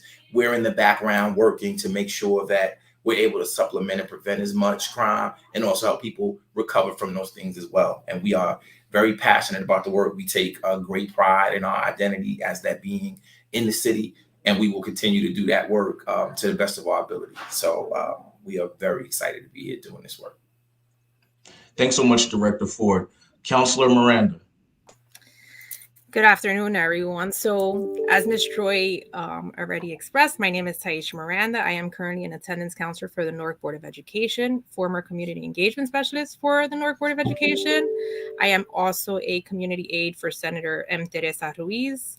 And I just overall am a proud Newarker, proud Puerto Rican. I say I bleed Newark. When my city suffers, I suffer, despite the direct impact or not. My circle and community of influence, as LT already stated, I try not to limit that circle because I feel I am here to provide whatever I can to anyone at any point. But my direct circle and community of influence is definitely our urban community, school and children, as well as the families. And my motivation that really keeps me going in this work is really just fostering a culture of acceptance, safety, and embracing our differences. And today is a perfect example of one, right? We're here, we're discussing the great efforts of each individual on this panel right now. And part of that is including our youth, right? And so today, while I am here with you all on the panel, I can proudly say that my boys and girls back at the school are engaged with us. So Salome Oreña, boys and girls, thank you for joining us. And I feel like this is what it's all about, really including them, giving them that sense of ownership, letting them know that we are in this today, but tomorrow it can be them. And I always say, and I said it in my bio, we always say the children are our future, right? But I truly believe that we need to get them through the present before we can get them into the future. And so incorporating them and engaging them in moments like this is really what it's all about. So that's a little bit about me and my circle of influence, my boys and girls, my babies. Thanks so much, Director Walden. Good morning. Again, my name is James Walden. I'm the current director of public safety at Rutgers University. And I'm also, since our Founders Day was just recently, a member of Phi Beta Sigma Fraternity Incorporated. Oh, all right. All right. And in terms of, my circle of influence and everything like that, first of all, I was born and raised in Newark, New Jersey, and I've had the opportunity during my career to travel to 48 of the 50 states. And I always say, I can assure you that anytime I go anywhere, people know I'm from Newark. They know I was raised in Newark, and they know that everything I have that they like came from Newark. So, and I always make sure I take that with me. Some of my friends get a little tired of hearing me talk about how great Newark is, but I'm traveling and I'm moving around, but I believe that. Also, in terms of community policing and community engagement, and again, I've had the opportunity to work at universities and be in communities all across this country. And I'm going to tell you, I learned all that, and I cut my teeth right there at Rutgers University in Newark, as was said previously. And, and I take that with me. I take it with me wherever I go. I think I don't limit myself in terms of community and community outreach. I always say that the community is wherever you are, and you take that community with you, and you influence, and you try to do the things one-on-one or in groups or however it is, wherever you are with whomever you're with. Well said. So, I think really the overall, this vehicle of an emergent theme, it kind of sounds like, finding your passion, this idea, this argument of really being a responsible citizen, realizing that it's up to you to tackle and solve those key issues. It's not just simply government. It's not just simply nonprofit organizations, community-based organizations coming up with key solutions. It really essentially boils down to us tackling those issues. And then obviously, that brings us to a really important conversation around the global pandemic that we're continuing to experience. Over 800,000 lives have been lost alone here in the US based on this pandemic.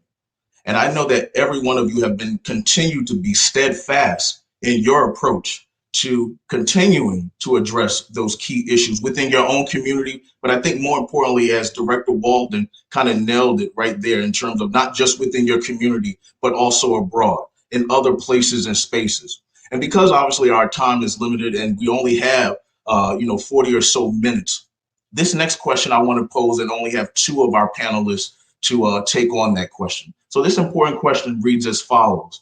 The COVID-19 pandemic has not only interrupted our daily lives in 2020, but it remains evident in public health factor in 2021, and more importantly, currently in 2022. What is one challenge you faced in helping your communities due to the pandemic? And how were you able to mitigate that? Include any external and internal resources that you found to be helpful. So now normally in my class, I would kind of, call out on my students, but I won't do that to you all though. But is there anyone that would like to actually answer that question? I'll actually jump in on that question. Sure, go ahead. So as you might imagine, in the midst of a city of over 300,000 people, in the midst of COVID, you have a variety of different things going on in terms of people just being generally sick, people also losing employment, people being, having to leave their homes, a lot of different things happening at one time. Now we have a very limited staff when you're thinking about in a trajectory of 300,000 people and how you meet those needs. In addition to that, our staff is human. They also have contracted COVID. Their family members have contracted COVID. And then a lot of our stuff, because it is directly community-based and hands-on, we have situations where you literally can't be hands-on because of the pandemic. So how do you try to meet these needs? We tried to mitigate a lot of that stuff by trying to be very adaptive in terms of things that we've been doing, and not just as a direct office, but using the city's resources and a variety of our different partners. So relative to people, for example, being able to have just general food and things to eat.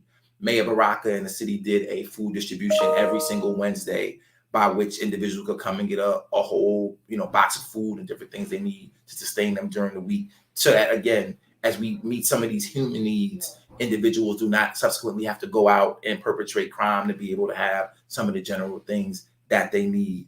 Also, additionally, in terms of some of our counseling service and different things that we offered in our centers, we additionally were able to go and then do some of these things virtually. So some of these things were able to be done in that space, both individually as well as corporately in group.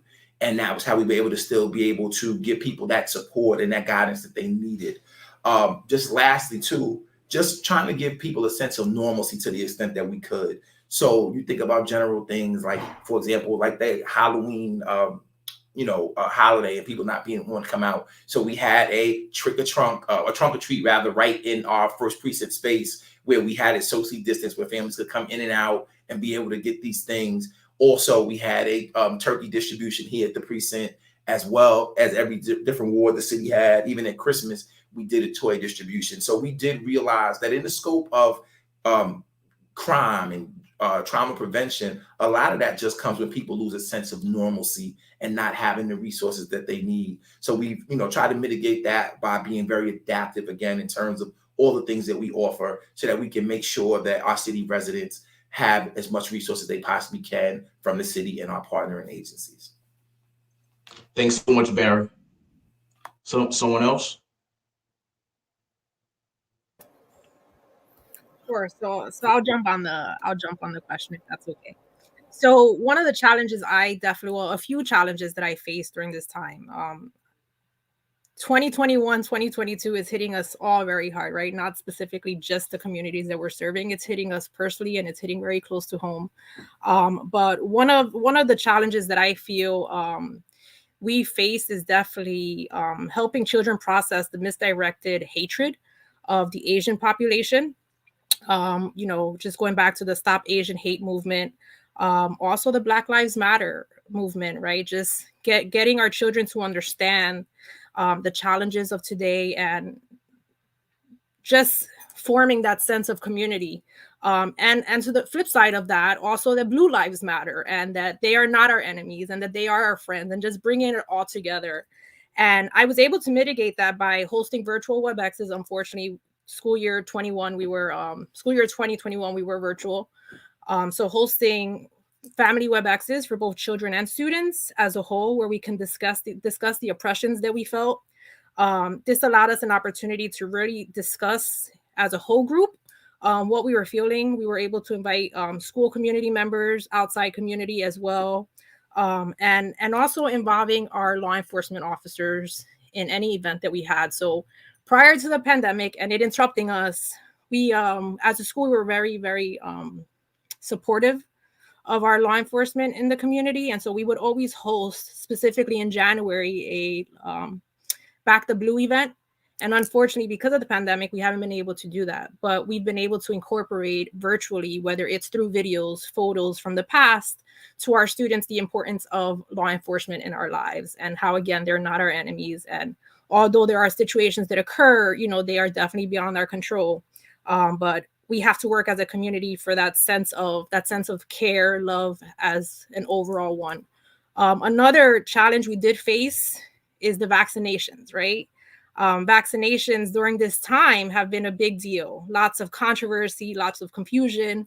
And so to mitigate that, we were able to host and partner with Clara Moss Medical Center and host an Ask the Doctor series virtually, where we had parents log in, and it granted them a good 2 hours with one-on-one dialogue with the doctor.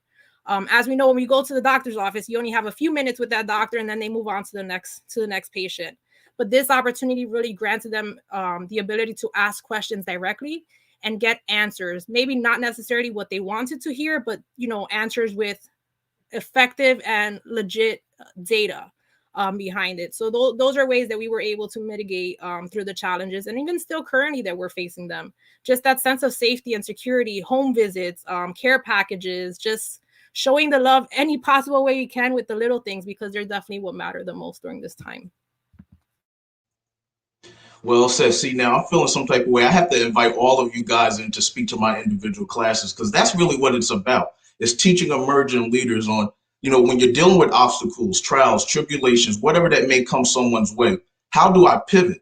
And I listened to both Barry and Taisha to talk about it in terms of this idea that how do we continue to stay steadfast? How do we continue to keep pushing although challenges may come along the way. And we're dealing with a number of challenges. Obviously a global pandemic, but then when you start thinking about a racial reckoning, you start thinking about social justice issues, you start thinking about economic challenges, you start thinking about, the job market and so many other issues. And you still found a way to stay, passionate about, your overall goals and tackling those challenges. My next question, I really want to, open up to all of our panelists, because I think it's really important that in order to have such dialogue like this, we must present our true, authentic self. We must talk about some of our own challenges along the way, and how do we go about healing when things may not be necessarily right with us? It's great to inspire other people. It's great to coach folks along the way. But what happens when issues hit directly at your home? How do you heal? How do you recover from those issues? So this next important question is, the definition of healing is the process of making or becoming sound or healthy again. Healing is a form of action. Taking action helps us to heal. How have you taken action over the last year in your personal healing, or to help another person heal from trauma or a negative experience during the pandemic? So let's take it with Director Walden. All right, thanks. I just wanted to just jump in and just say that, over the past year with this pandemic and everything that's going on, I think a lot of us looked at it and tacked it as, okay, this is temporary. This is only going to be temporary. If we get the vaccine, everything will be okay. If we get this next thing, everything will be okay. And it just seems, and it's just continuing, and you're on that kind of hamster wheel. And I kind of recently just took 4 days, personally, just took 4 days off, and I did nothing. I didn't think about anything. I didn't open a computer. I didn't touch my phone. I did absolutely nothing. And it made me realize, I said, you know what? I said, I've been going for the last 2 years and haven't stopped. I said, and my staff has too. And people around me have too. And I just started talking to people once I stopped doing it and finding out that they have. And I said, you know what? I said, that time that I took made me realize that, I have to look at this differently for my staff in terms of helping them to heal and move forward. I have to look at this differently in terms of myself. I have to look at this very differently in terms of everything. It's there is no finish line, so to speak. And I have to make that adjustment for myself, for my healing, my growth, my mental health. And I have to make that adjustment for everybody else that's around me and my staff. Absolutely. Jamie? I'm going to try to tackle both parts of the question. So I think the pandemic for many of us it's caused a lot of people to be called to action, whether it's the pandemic or the unrest that we have seen in our country and also in our world. A lot of people have been so motivated to say, I have to do something. I have to help someone, on either scale. But I think it's also called a lot of people in that stillness to really reflect. And for me personally, in the beginning of the pandemic, when there was a lot of stillness for me, and I'm used to just kind of going and I'm working on this project and, and again, looking how we measure it and, who's impacting, who are we thinking about, who's missing from the picture that we should be thinking about. I had to, from the beginning, and it's still an ongoing process, reflect on what my roles were. The roles that I was born into as a Black woman, the roles I've been assigned to or volunteered towards as a police officer, the roles I have far as experiences, from experiences as a single mother, experiences as a domestic violence survivor, and really looking at how those roles and those experiences can shape my interaction and helping other people move forward.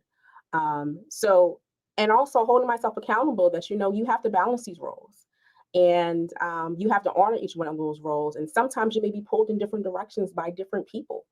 And some people may not understand what this role and this experience feels like and this experience, and that you're experiencing a lot of that simultaneously. So for me, my healing journey has been saying it's okay to honor and acknowledge and respect all of my roles, whether I volunteered in it, I was born into it, or it's something that I have from what I experienced. Another role that I have is I am part of an autism family. My beloved sister, my older sister, is autistic, my Shay. And I've always been the little big sister, just by what the dynamics are. and just a brief experience about how we helped another population in healing in the pandemic. I'd love to shout out a phenomenal organization, Nason's Place, which does wonderful work with autistic families in Greater Essex County. I'm sitting in the Greater Newark area. And I've also learned in the pandemic, it's important to see, say, hear, and then also focus on who may not be seen or spoken for.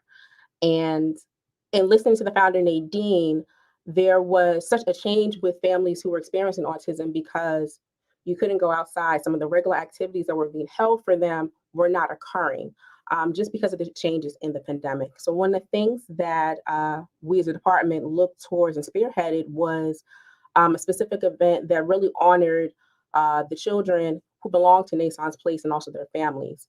We made handcrafted cards to give the children to make sure that they had something tangible. We also made video messages that were carefully crafted for them. We purchased or, sought out different gifts that were specially selected for them. And we went to go and support the children at a autism movie screening that happened right here in the city of Newark at Cityplex. And one of the things that happened that we were able to do in a social distancing manner is provide that interaction, but it was twofold. We were able to bring police officers from a variety of different departments, Newark Police Department, New Jersey Transit, NJIT Police Department, and also Newark Fire Department to interface with this population, to show love and support, at a time when many people were closed in, but the meaning of them being closed in was very different for this population and the parents as well. The second part about that is also learning what the interaction is, experiencing interaction with our children, our autistic children, and how do we learn from that? How do we learn to engage and be more proactive in our participation? So again, that was a little bit about helping another community heal and overcome something in the pandemic, and also a little bit about myself. Thanks so much, Jamie. Taisha, you want to take it over from there? Sure. So one of the major challenges during this time was my personal healing challenge. I think, so I can openly speak about it now. There was a moment in time when the pandemic first hit that I was so terrified of what was going on around me that I felt hopeless.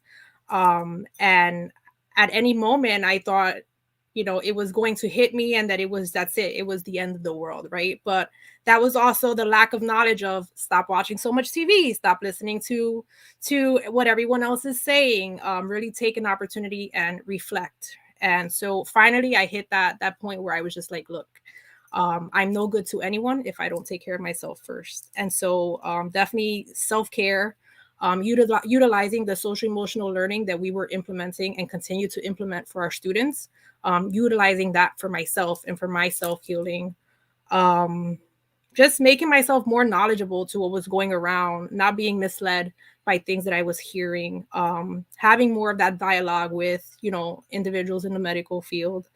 But once I was able to control all of that, it was all about my community, my children, my families. And so once I was able to control myself and really reflect back on even my faith and just continue to rely on my faith, that's it. I was all about what I could do for my families. And so at that point, it was just like, who's missing what? Who needs rental assistance that I can support them virtually with applying for, whether it be through the city or the county? Who needs food that I can reach out to my community partners, such as Rutgers and LT Hendricks, so we can get food to their houses? It was a lot of things, but definitely the self-care for myself first, really understanding that this was not the end of the world, that I was no good to anyone else if I didn't take care of myself. And that quite frankly, being the person that I am, I was not going to allow this pandemic to stop what I have such passion in doing. And so that's where I kind of had to take a step back and say, that's it. Enough is enough. You're not going to win, pandemic. This is all about my community. This is about my boys and girls. And I need to make sure that they are good so that at some point when we're ready to come back, which we did gratefully, school year 21-22, that we're good to go and that they feel safe enough to return. And so to that extent, we were able to provide a community fair where we invited many community partners just to give them that sense of community and safety upon return to school and being around other individuals after so much of the world just went on a pause. So that's a little bit about how I was able to make it through, but definitely self-care first within so that we're able to produce what it is that we really want to get out to our community. Well said, Barry. Yeah, it was a lot of self-care. Mayor Baraka and Director Yuri speak very often about the need for self-care. And in the healing profession, you can't heal others if you yourself are not healed and you're not dealing with your own challenges. Like everyone else, I was very nervous in the beginning. I actually had COVID myself personally very early on in the pandemic, which was a scare and made me very, nervous going forward in terms of the work. But in terms of internally how we deal with that, we are very big on encouraging staff to be able to do self-care any way that they want to do that. Additionally, we made allowances to have counseling services available internally for team members that needed that, as well as if they wanted to do that on their own. And then we also have internal discussion groups, like all of the men in our department decided that we wanted to have a bi-weekly discussion group just to talk and, discuss some of the frustrations and some of the hardships and how we could support one another. And, one thing that's key, and I think that we, about our department is that specifically with our outreach team, we felt that in order to be able to best serve individuals going through trauma in the city, we wanted to have individuals who had a direct relation. So a number of the individuals on our staff have previously been incarcerated or are victims of significant trauma in life that they've overcome. So while they're actually healing, others in the community, they're also still healing themselves. So, as such, we have an ongoing culture in the department of how we self-heal and how we deal with those traumas, and particularly related to COVID. We want to make sure that individuals, when their families are going through illness or they're ill at this point, we've had a number of individuals on staff who have gone through that. So we are encouraging. We've, very been mindful and flexible in terms of how we shape the work around people's needs so that it is bearable and it does not become this, mind-boggling thing that always has them in fear in terms of, work and what needs to happen. So, self-care is a big thing. Personally, I run. That's the thing that I've just done for years, just to clear my mind when I'm frustrated. And we, again, encourage the team to have healthy vices and things along those lines to help them cope. Because, again, in this profession, we can't help this community if we don't help ourselves first. And that, again, is a key theme of the mayors and Director Yuri. Well said. And, I think for me, it hits, close to home to particularly not only just with the pandemic, but more importantly, as a Black man and realizing, obviously the tragedy of, the death, the killing of George Floyd. It hit home for me personally. And I think, one of the things that everyone kind of touched on, we can all be change agents, public servants, and trying to save the world and tackle all of these issues. But if we're not right, if we're not taking care of ourselves first, how can we take care of everyone else?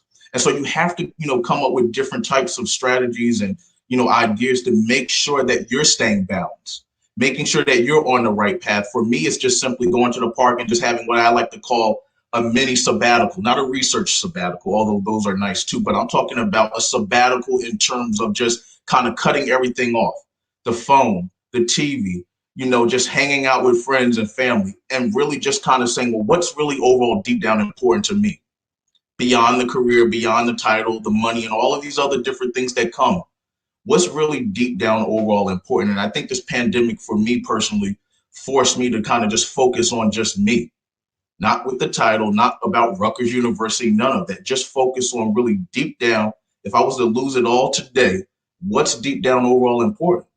And, mental health is a big thing. Mental health is real. And we've got to have some time to focus on that. You never know what anyone is going through.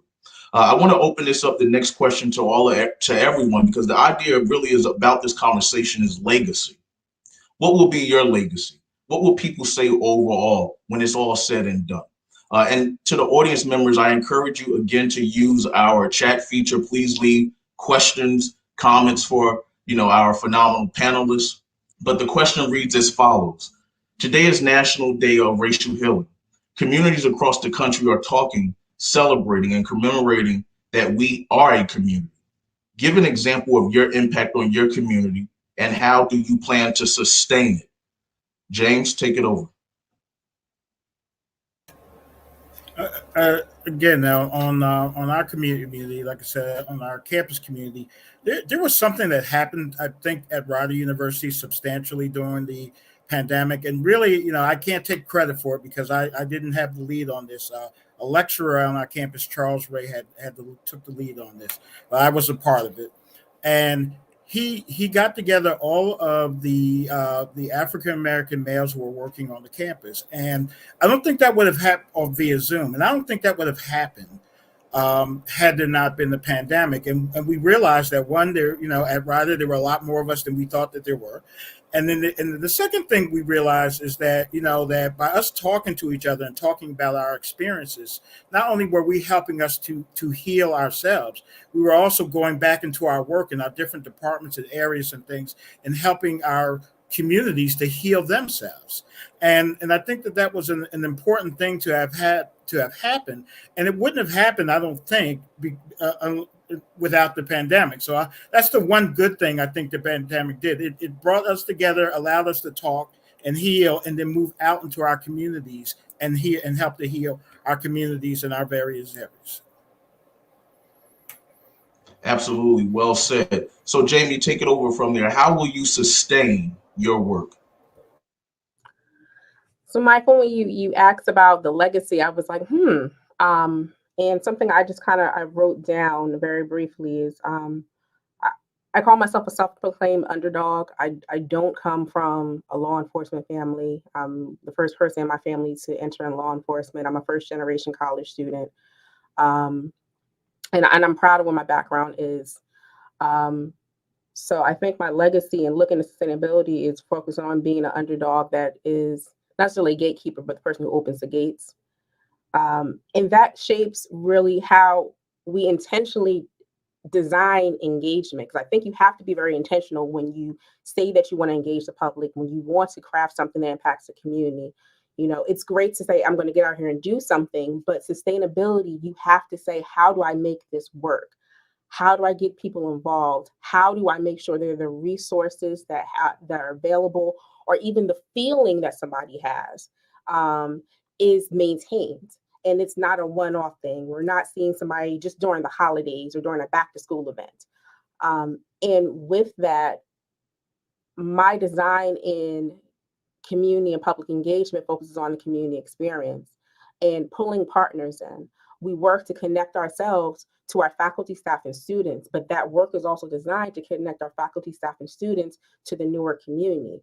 And on top of that, I work to bring an additional partner in, whether it's a private partner, whether it's another department, a nonprofit organization, and focus on this idea of what is this community experience that we're in, right? How are you excited? What do I want the community partner to get from them? What do I want them to learn and understand in this project and this target population that we're helping? Because what that does is that creates this energy, this interest that the partner, that these outside people who may not be really organizing the event, they feel, and they want to come back. They want to learn more about that community. They have a better understanding of the community. There's more trust that's fulfilled. One of the things that I worked on specifically in my profession that came out of the pandemic, like Director Walden stated, was I had the opportunity to be invited to different departments to talk about what it is to build public trust. And I've spoken at different conferences. I have different, trainings that I've done for different departments, but it was really an honest conversation with different departments. Say, listen, this is not a one and done deal. There's a framework, there are obstacles. And again, when you're intentional about engagement, what is your strategy? How do you build this so it's not a one and done thing? Because when you're talking about the public, it's not one and done. That's not how you build trust. I like to say that change does not always have to be vast or huge, but it has to be continuous. You have to build that momentum so that people feel like they are heard, that they are affirmed, and I'm not just showing up for you in an instant and then I'm going to leave. Absolutely, Jamie. Barry?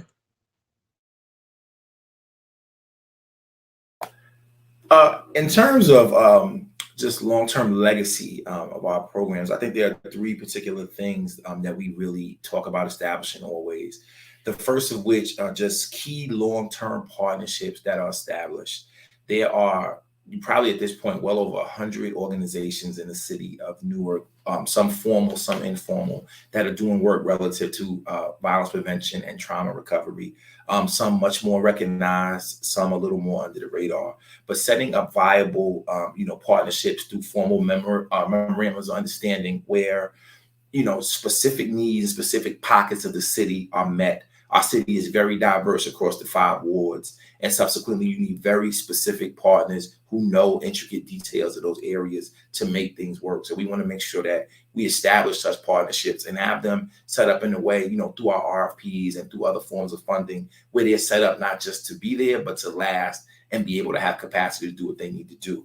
A second thing is signature programming, things that the community can rely on in terms of meeting some of their needs around, particularly around, just some of the recovery and things like that in the city. So signature programming, whether it be about, preventing first-time offense, recidivism, key signature programming in our city. We did, we had Peace Week last year, where we had a resource fair. We had a National Day of Peace. We had a recognition for those who have been lost in our community, things that the city knows are going to be there for them every year where they can find out. We also had our 24 Hours of Peace concert, downtown was very large, but things like that that really affect the community and bring us all together.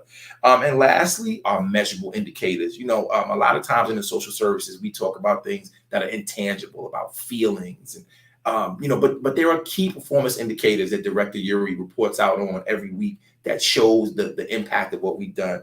And one of the major things is, while our office really came into fruition in terms of work around June of last year, and actually end of May, we were able still to have over 1,400 individual social services encounters with individuals. So that's getting people food, housing, jobs, a variety of different resources that otherwise would not have been there. And the more that we can build upon that, and that's measurable, and we can show that impact, that's a key thing. So again, those are the 3 areas where, as a department and as a city, we want to make sure that, we make our mark and maintain that year to year. Thanks so much, Taisha. All right, so this is a pretty tough one too. So when we talk about leaving our mark and the legacy and sustainability of what we're building in our community, there's a lot of things I do to reach that point, right? Where if God forbid in the day of tomorrow I'm not around, I know that the work that I've invested into my community, my boys and girls, the city of Newark, will continue to live on. And so first and foremost, I take advantage of every holiday that's already built in on the calendar and I blow it up. Secondly, I add on to those holidays and we create our own. We try to make everything about education and holidays as interesting and fun as possible to really capture the attention of our boys and girls, whether it be through morning announcements that my colleagues or administrators make on a daily basis, whether it be at Ingress having a little celebration, which we have coming up for social emotional learning to engage our families, whether it be just when food donations are being dropped off at our school by, let's say, Rutgers Public Safety, really just bringing out our kids out to receive them, so they see the partnerships that we're building. And just going back to what Mr. Ford said, like really that forging that partnership, those partnerships that we know will last a lot longer than we will, because we go tomorrow, those partnerships still remain. And so not being selfish in the partnerships that I have formed, really sharing those partnerships with my colleagues so that they are aware of what those partnerships are, so that if they ever need to reach out to them on a day that I'm not around, they have access to those same partnerships. I'm more of a behind the scenes person, but really blowing up whatever we can to make our community shine. And the reason for that is because we hear so much negative about Newark, and I take that personal.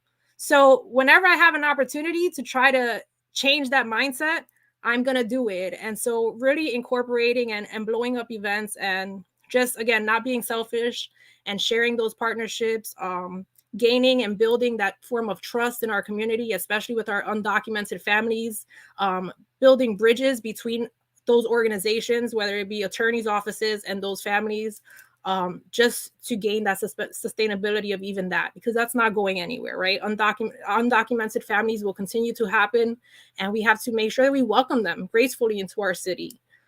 So again, just forging partnerships sustainability in those partnerships, not being selfish in the partnerships, sharing them with my colleagues.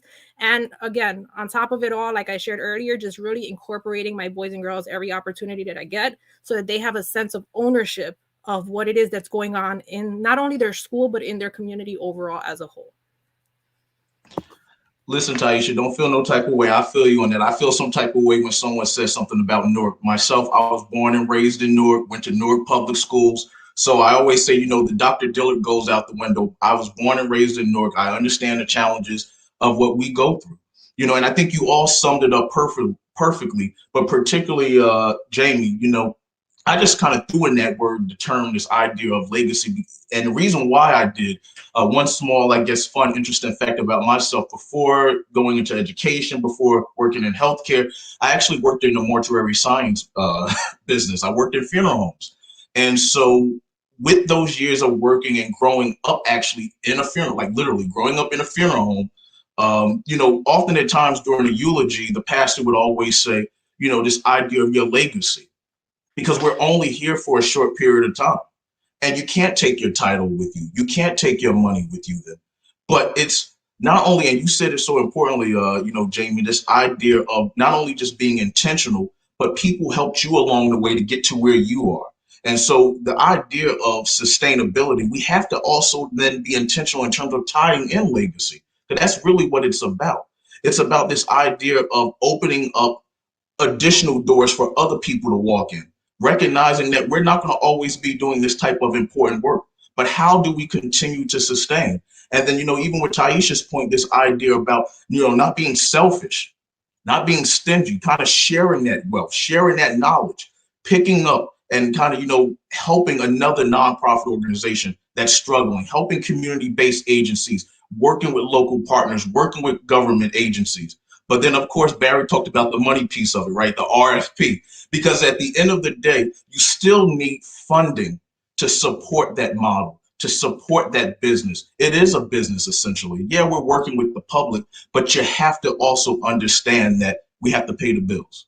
We have to be able to, put in the financial dollars and the investments of an RFP, request for proposal, to be able to support those initiatives, to support those programs, to support those services. I really thank you. I wish that we had a few more hours to talk about this important work. The time really went by fast. It's 1 o'clock on the dot, but I really thank all of our phenomenal panelists for joining in such an important conversation. And I will turn it over to our Director Stroy.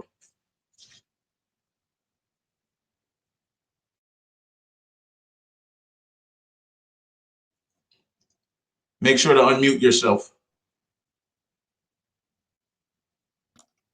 You never learn, right? After 2 years. Thank you for your discussion, your insight. And like you, Michael, I will be calling on these panelists again. But there is one question that I do have. As we are talking about the National Day of Racial Healing, and 55 campus centers across the country are engaging in this activity, as well as at a national level in Washington, D.C., all of us are focusing on the next generation. So my question to the panelists, what advice would you give to young people who want to get engaged, who want to be activists, who want to maybe follow in your footsteps? And what are you doing to engage the next generation?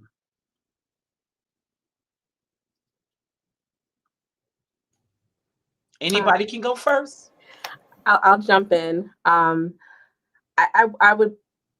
Most importantly, I think that for the next generation, I encourage them to think about what your leadership looks like, and understand that your leadership doesn't have to look like what you see on social media. It doesn't have to replicate the exact same thing that other people are doing. There's activists, there are organizers, there are advocates, there are different ways, to engage. And to really own what your leadership looks like and focus on what the change is. I also encourage them to, find a mentor.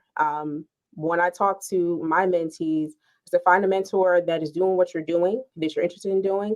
Find a mentor that has something about them that you want to work on in yourself, and find somebody who's completely outside the box, so that they can help to kind of shape and cultivate themselves as a person and really learn and grow. When it comes to helping the next generation, again, I am a mentee. I'm a mentor rather, and I am a mentee. I have my own mentors as well that I keep in regular contact with. But I think mentorship is definitely key. Respective to my career, recruitment is my passion. And I, again, look at the idea of, if you want to be a change, you want to see a difference, sometimes you have to step up and be that visual example. So I've really been active and very much in recruitment and talking about what the values are, the culture and shaping the law enforcement, what values you have that you want to see in a public servant, because police officers are public servants as well, but also in helping people understand what leadership looks like and the responsibility of leadership, that it's not necessarily just being out front, the responsibility of you sharing accurate information, evaluating the needs of the people. When Michael was talking, something I wrote down is that ego and engagement. And ego can't exist in engagement. And ego can't really be fully present in leadership if you're trying to be really committed to the people. So that's what I'm currently doing. And it's something I love, and I'm very hopeful to see what our next generation is going to do. Thank you, Jamie. I'd like to just jump in there on that question too. Is I like to just tell especially the people who are coming up and that just to tag a little bit on what Jamie talked about also, that there is no one direct path to leadership. There's no one direct path to being engaged in your community and helping things out. I think a lot of it just starts from just where you are and what you see, what is the problem that's in front of you. And while you have to think strategically down the line about other things, but a lot of times, folks, they'll see a problem. Some of the younger folks I talk to, they'll see a problem in front of them. And I'll say, well, what have you done? What are you doing to mitigate that? What are you doing to engage with the people who are doing with that? And they think sometimes because they're young that they can't. And I try to explain to them, no, that's precisely why you can. This is your time. This is your moment, your hour. And I would encourage them, just don't wait for some magic moment. Don't wait till you get the degree. Don't wait till you get the the title or the whatever it is. Don't wait for some magic moment. That magic moment for you is now. That magic moment for you to get involved and to change things in your community is now. Don't wait for some finish line. You should always be striving and moving ahead. And lastly too, in terms of even within my own department, I've worked very hard to diversify every department I've ever had the opportunity to lead. I've worked very hard to make sure that we've increased women in law enforcement, wherever I've worked. And again, like I said, and those folks, and I encourage them. I say, I'm when you're the first African American to do anything, there are certain landmines and things that you have to engage in. And I tell them, I say, you won't have that, coming along, you won't, hopefully you won't have that obstacles to run into, but I need you I say, I've taken the landmines, I need you to run. Thank you, James. Barry or Taisha? With youth, oh man. So, interesting enough, in the midst of just, violence in our city, unfortunately, youth are the primary victims as well as the perpetrators. So the majority of the things that we do really do focus on the youth. And in terms of specific working with them, with youth, it's really about just trying to encourage them to find a niche of some sort that really fits them. So, for example, we run something called a Safe Saturday Academy during the school year, and then during the summer we run our Safe Summer Academy. And during that time, we're teaching general leadership skills, and a variety of other different things where we're trying to work with youth to really see what their future looks like. And essentially, a lot of young people we'll find in the city often are very, unfortunately, limited just by their surroundings and what they see every day. But when you really sit with the students or the young people and you hear them talk, you see that they have, huge desires, huge wants, very intelligent. And they think that because they see things on TV or in mainstream media, they think they have to go through a certain niche. If they don't want to just go to school or they don't want to do a particular clear path, that there's, no particular future for them except to just kind of, hang around, but we want to really encourage them that they can really do anything they want to be, and you know, anything that they want to do of a positive nature that they put their minds to, they can do. And we try to do programming around that. We also have a number of our staff members, particularly our outreach team, again, and our social workers. They're working in the schools. They are working around the vicinity of the school, doing protections and things like that at certain times of the year to make sure they just engage in young people and just making sure that they're having conversations with them. And as I said earlier, a lot of them are coming from backgrounds where they didn't have a clear path, but they made paths. And these folks have amazing stories on our team. And they're able to go out and work with, you know, with our young folk and really round them up, you know, just to encourage them in terms of what their next steps are. I put them on paths that show, you know, that they can do anything they want to do. And it doesn't have to be that boring mainstream path, but whatever excites them and whatever floats their boat. Awesome. Taisha. So I think everyone hit it, right? I think it's important. If you're interested, ask. Once you ask the right individuals. When you mean well in the work, and you find the right leadership and support and mentor, the work itself will show, right? The genuine interest will show. I think we need to know what our intentions are when wanting to be a part of doing things in our community, right? Because there's activists that don't necessarily do things the right way, and in reality cause a lot of tension, versus individuals who really want to advocate and do the work and know how to go about it. But why? Because they seek that leadership, they seek that mentor that can help them guide them and really get their point across appropriately. And I think that's important, right? Just if you're interested in doing the work, great. Ask, find the right leadership, find the right mentor, find the right organizations that can support you in the process. Find the right professors, right? When you're in class and these thoughts come up, don't let them sit and never settle. If it's coming up, it's for a reason. And, you know, I put my scripture in my bio, and I truly believe it. For I know the plans I have for you, declares the Lord, plans to prosper you and not to harm you. So therefore, if it's coming up, it's for the right intentions. Just ask before you act. But you know, everyone, like Jamie said, if we want to see change, we have to be that change. It's not just gonna come. So definitely ask, seek, and be coachable, right? Because that's important as well. You can't come into a situation and want to be a part of something but not be coachable in the process. It just becomes a disservice to what you probably have to offer. So yeah, but definitely ask, engage. This is what we're about. And, you know, we need more of that in our community. We need more individuals that are interested in the well-being of our community, our boys and girls, our families, our undocumented families, our organizations. And we definitely need to just continue to build each other up. We need to change the mindset of when one person comes up, we're dragging them down because we want to go up. We can all go up together. We just have to know how to do it and how to go about it. Amazing, Taisha. Thank you. First and foremost, thank you, Professor Dillard, for moderating this panel as well, born in myself. So I'm excited about this. And, you know, when they make this comment about the great city of Newark, New Jersey, I too, born and raised in the bricks. And, you know, it's amazing that no matter where I go, I do find somebody that either knows about the city or even in the mountains. Oh my goodness, you were from Newark? Who would have thought way up in the mountains? She's like, I went to Barringer High School. So I say that to say that because the TRHT Center is located at Rutgers University, Newark, and one of our mentors who has passed on, Clement Price, used to always say, all roads lead to Newark.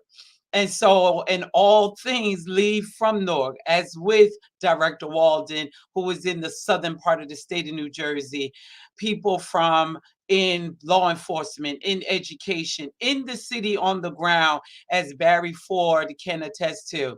It is absolutely amazing to work with so many people. And I want to thank you all for joining us this day in the National Day of Racial Healing with your lens and your expertise, and continue to do the awesome work that you're doing in your communities, in your families, and in your places of employment. At this particular time, this brings us an end to this particular panel. We will take a break. We'll take a break, but the break you will have a chance to listen to a video of the great mayor of Newark, New Jersey, a spoken word piece that we will play during the break, and get an opportunity to hear some words from him. Please join us at 2 p.m. to where we will hear from the next generation, and those are students who will share stories from the pandemic. We look forward to seeing you joining us for the rest of the afternoon. But at this time, we would like to share a video by Mayor Ras Baraka, What We Want.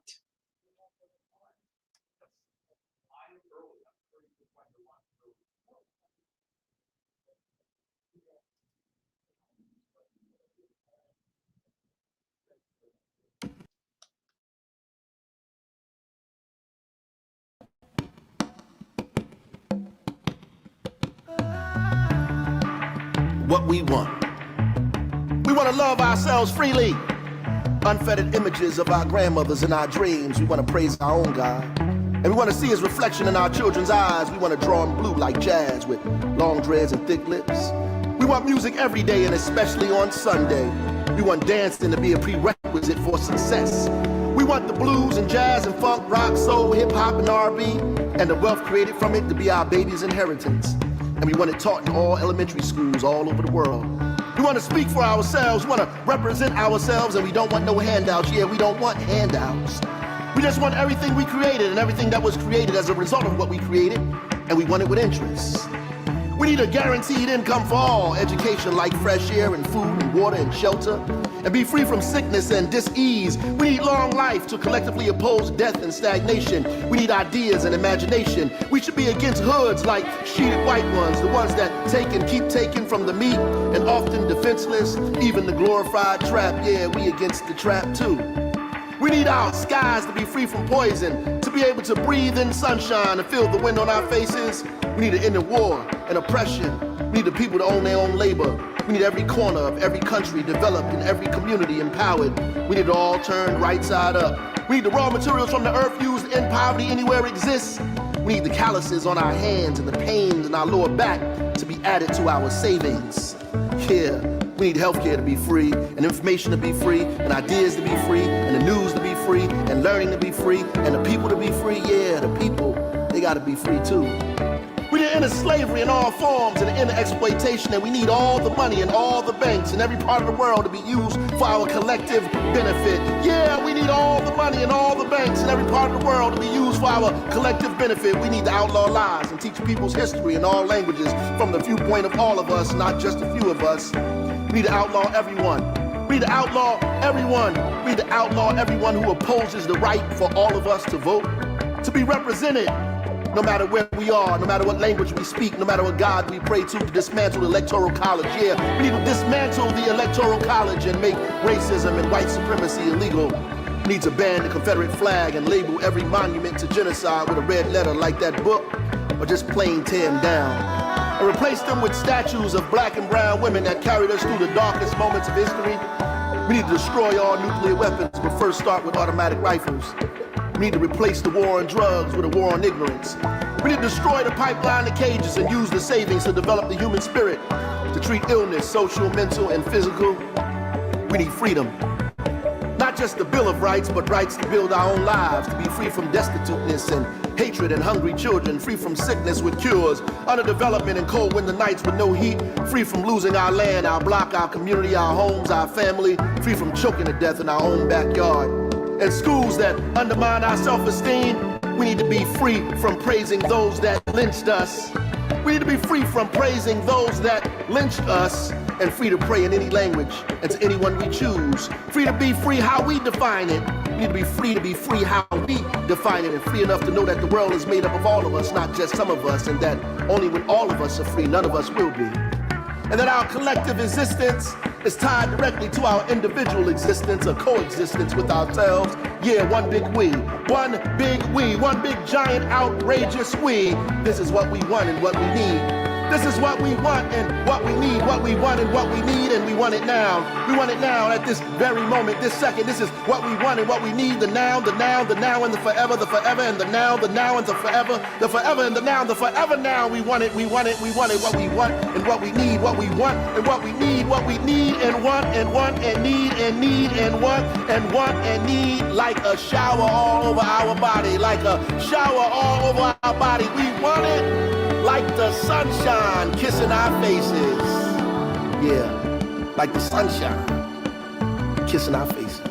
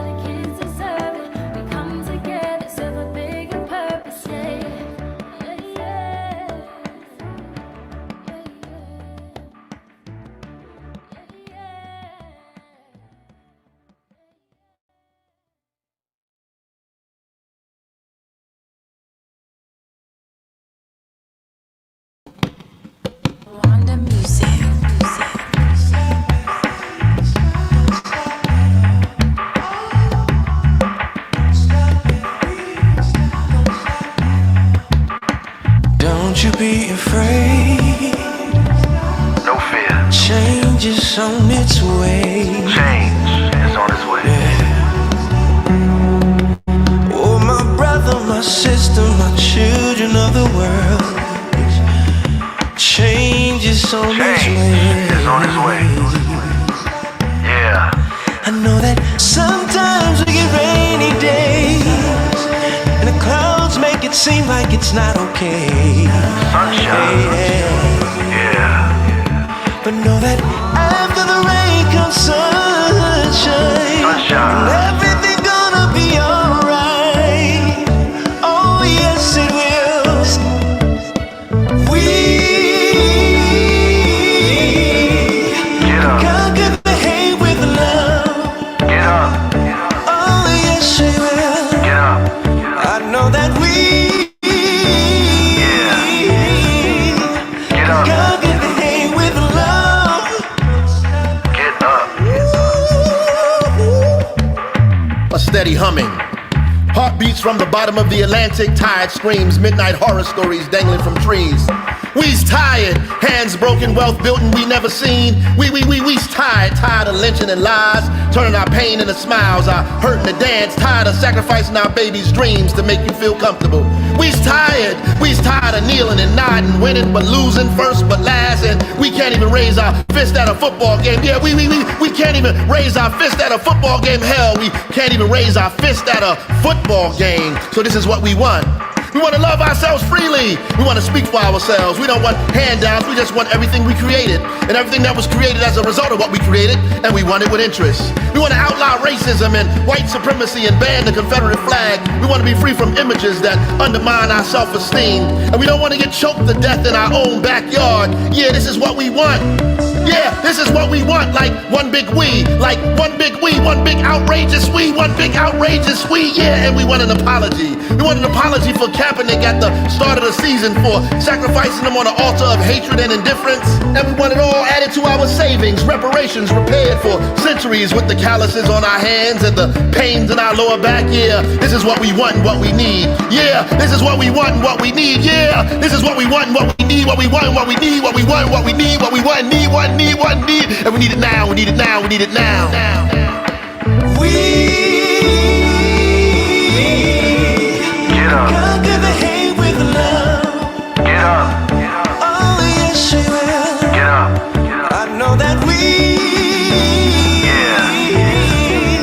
get up. Conquer the hate with love. It's not now. When?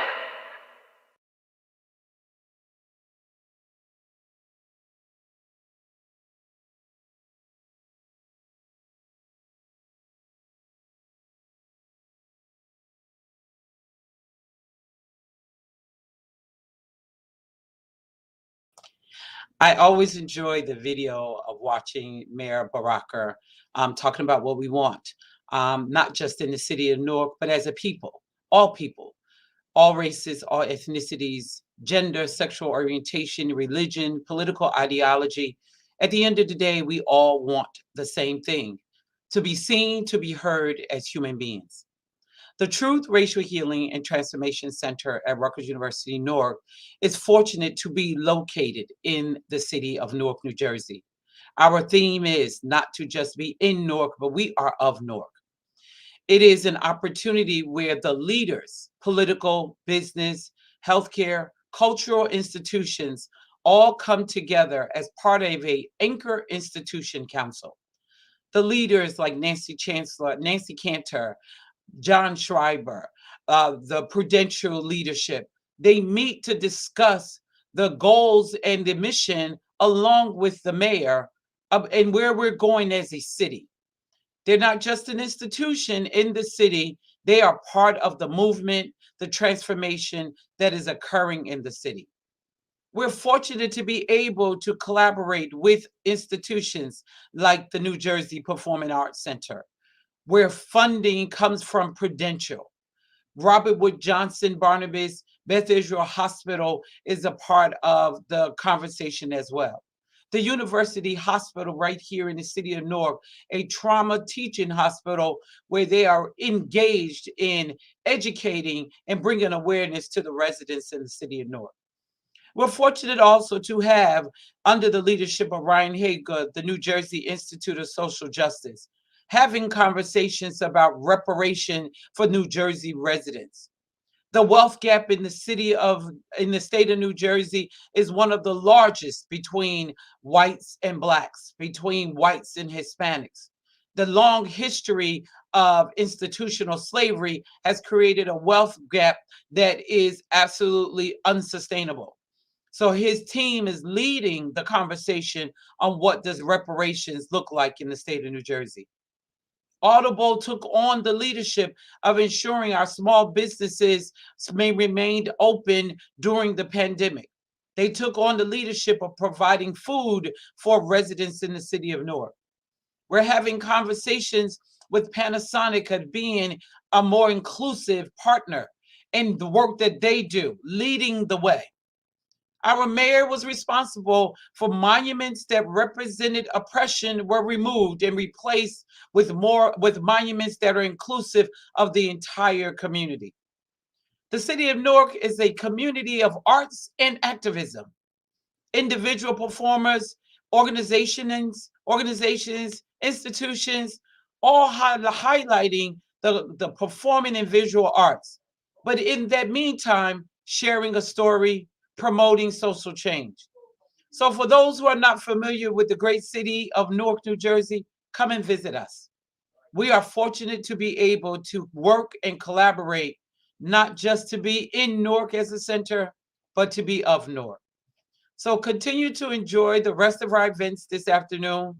We will have a panel from students at 2 p.m. In this moment, we'll take a break. Enjoy the music.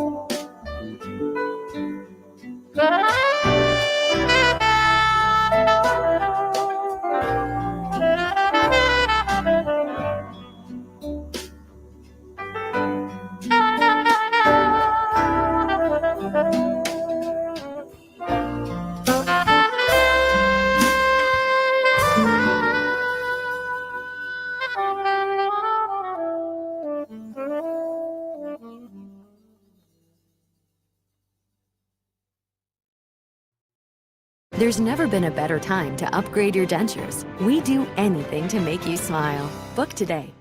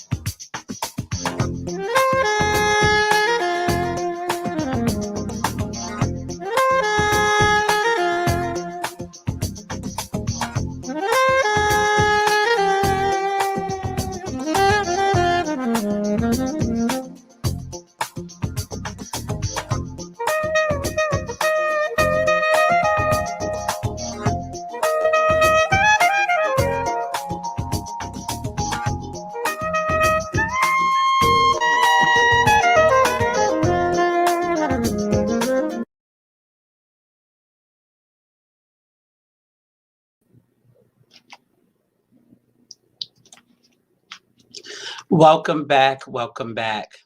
If you're just joining us, my name is Sharon Stroy, the Director of the Truth, Racial Healing, and Transformation Center at Rutgers University, Newark, and you are engaging in the sixth annual National Day of Racial Healing. A little while ago, we just engaged in an awesome discussion with professionals talking about public engagement in healing. As we all have encountered the last 2 years of the COVID pandemic, some of the people that have been most impacted by this pandemic have been students and young people. So I thought it was extremely important that we get a chance to hear from them. You will hear stories from students about the things they did, created, or accomplished that provided them relief from the isolation of being inside or working remote. Students will also provide recommendations on how to manage their healing as we are witnessing the positive cases of COVID increasing. It is my honor and pleasure to say that this panel is the brainchild of one of our participants, TT Afolabi, who you'll hear more about. The leadership of the TRHT Center at Rutgers University, Newark is an advisory committee made up of myself, staff members, undergraduate and graduate students, and community members who volunteer their time to design, facilitate, and implement programming. So I am extremely honored that we were able to implement something from one of our very own students. I will have the opportunity, I am taking the pleasure of introducing the moderator as well as the bios of our panelists, and then turn it over to them to share their thoughts about stories from the pandemic, managing their healing. Our moderator for this session is Dominique Graham. Dominique serves as the Senior Program Coordinator and Counselor for the NJ STEP Mountain View community at Rutgers University, New Brunswick. Dominique's public service and education spans over a decade, where she had held various roles in student support services, project evaluation, and research in higher education. Dominique also serves as a trained TRHT facilitator, engaging communities such as NJ STEP, City of Newark's Office of Violence Prevention and Trauma Recovery, and a member of the Rutgers Diversity Education Network. Dominique is currently a doctoral student. She earned a master's degree in learning, cognition, and development, and a bachelor's degree in biological sciences. She is deeply committed to improving the access and opportunity gap for systems impacted learners while helping to transform lives through racial healing. It is my pleasure to bring to the stage Dominique Graham. Our first panelist is Hassan Abdul Sabor. Hassan is a fourth generation Newarker in the Central and South Ward. He currently resides in downtown Newark. Hassan is the co-founder of the Newark Historical Renaissance Ride, founder of the Historically Black College and University Scholarship Ride. Hassan currently serves as a community aide to Central Ward Councilwoman LaMonica McIver in the city of Newark. He is a proud father, a social justice activist, a social entrepreneur, loves hip hop, and currently completing his undergraduate degree in public and nonprofit administration in the School of Public Affairs and Administration at Rutgers University, Newark. Welcome to the stage, Hassan. Thanks for having me. Awesome. Born and raised in Newark, New Jersey, TT Afolabi is a graduate of Science Park High School and is currently a junior at Rutgers University, Newark, with a major in political science and a double minor in social justice and women and gender studies. She has worked as an English tutor with the Abbott Leadership Institute, an organization that empowers parents, students, educators, and community advocates through information about public school reform and knowledge of effective methods of family engagement in schools in Newark. She is an active community member currently serving as the intern for the Truth, Racial Healing, and Transformation Center, the center that focuses on strengthening the collective knowledge and wisdom of diverse communities in and of the city of Newark. The center also engages in an arc of interacting programming designed to change the narrative about race and race relations throughout the state of New Jersey. She has volunteered with NDORH on public interest projects such as voting advocacy and college students, and also interned with the Intercultural Resource Center at Rutgers Newark as an LGBTQ plus peer mentor and activist. She is currently a student journalist and news editor for her school's paper, The Observer, writing primarily on political issues. In addition, she is a new member of the Bold Women's Leadership Network, a pioneering program cultivating courageous leadership in young women during their collegiate education, college years, and beyond. Currently on a pre-law track, she hopes to attend law school with interests in health and employment law. Overall, TT utilizes her passion for social justice, politics, and community building to advocate for marginalized groups.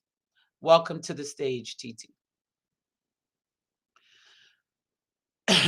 Please excuse me if I pronounce her name wrong. We want to honor the correct pronunciation of people's names. Favor Essequibo is a senior honors living learning community scholar at Rutgers University, Newark. She is a social work major with a minor concentration in social justice. Favor is passionate about her journey in advocating for mental health and social justice issues. In her current position as a social work intern at Barringer High School right here in the city of Newark, Favor uses the opportunity to impact the lives of marginalized adolescents with the hope to bring a little light into their lives. During the fall semester, she co-facilitated an HLLC class called Navigating Spaces, Places, and Identities, where she led conversations about a diverse area of topics from intersectionality to gender identities. Favor has worn many hats, but she takes pride and joy in being a constant learning and impacting lives in various ways. Welcome to the stage, Favor. Gongsha Kilavasku Ecker is currently a sophomore at the Borough of Manhattan Community College, obtaining a business administration undergraduate degree.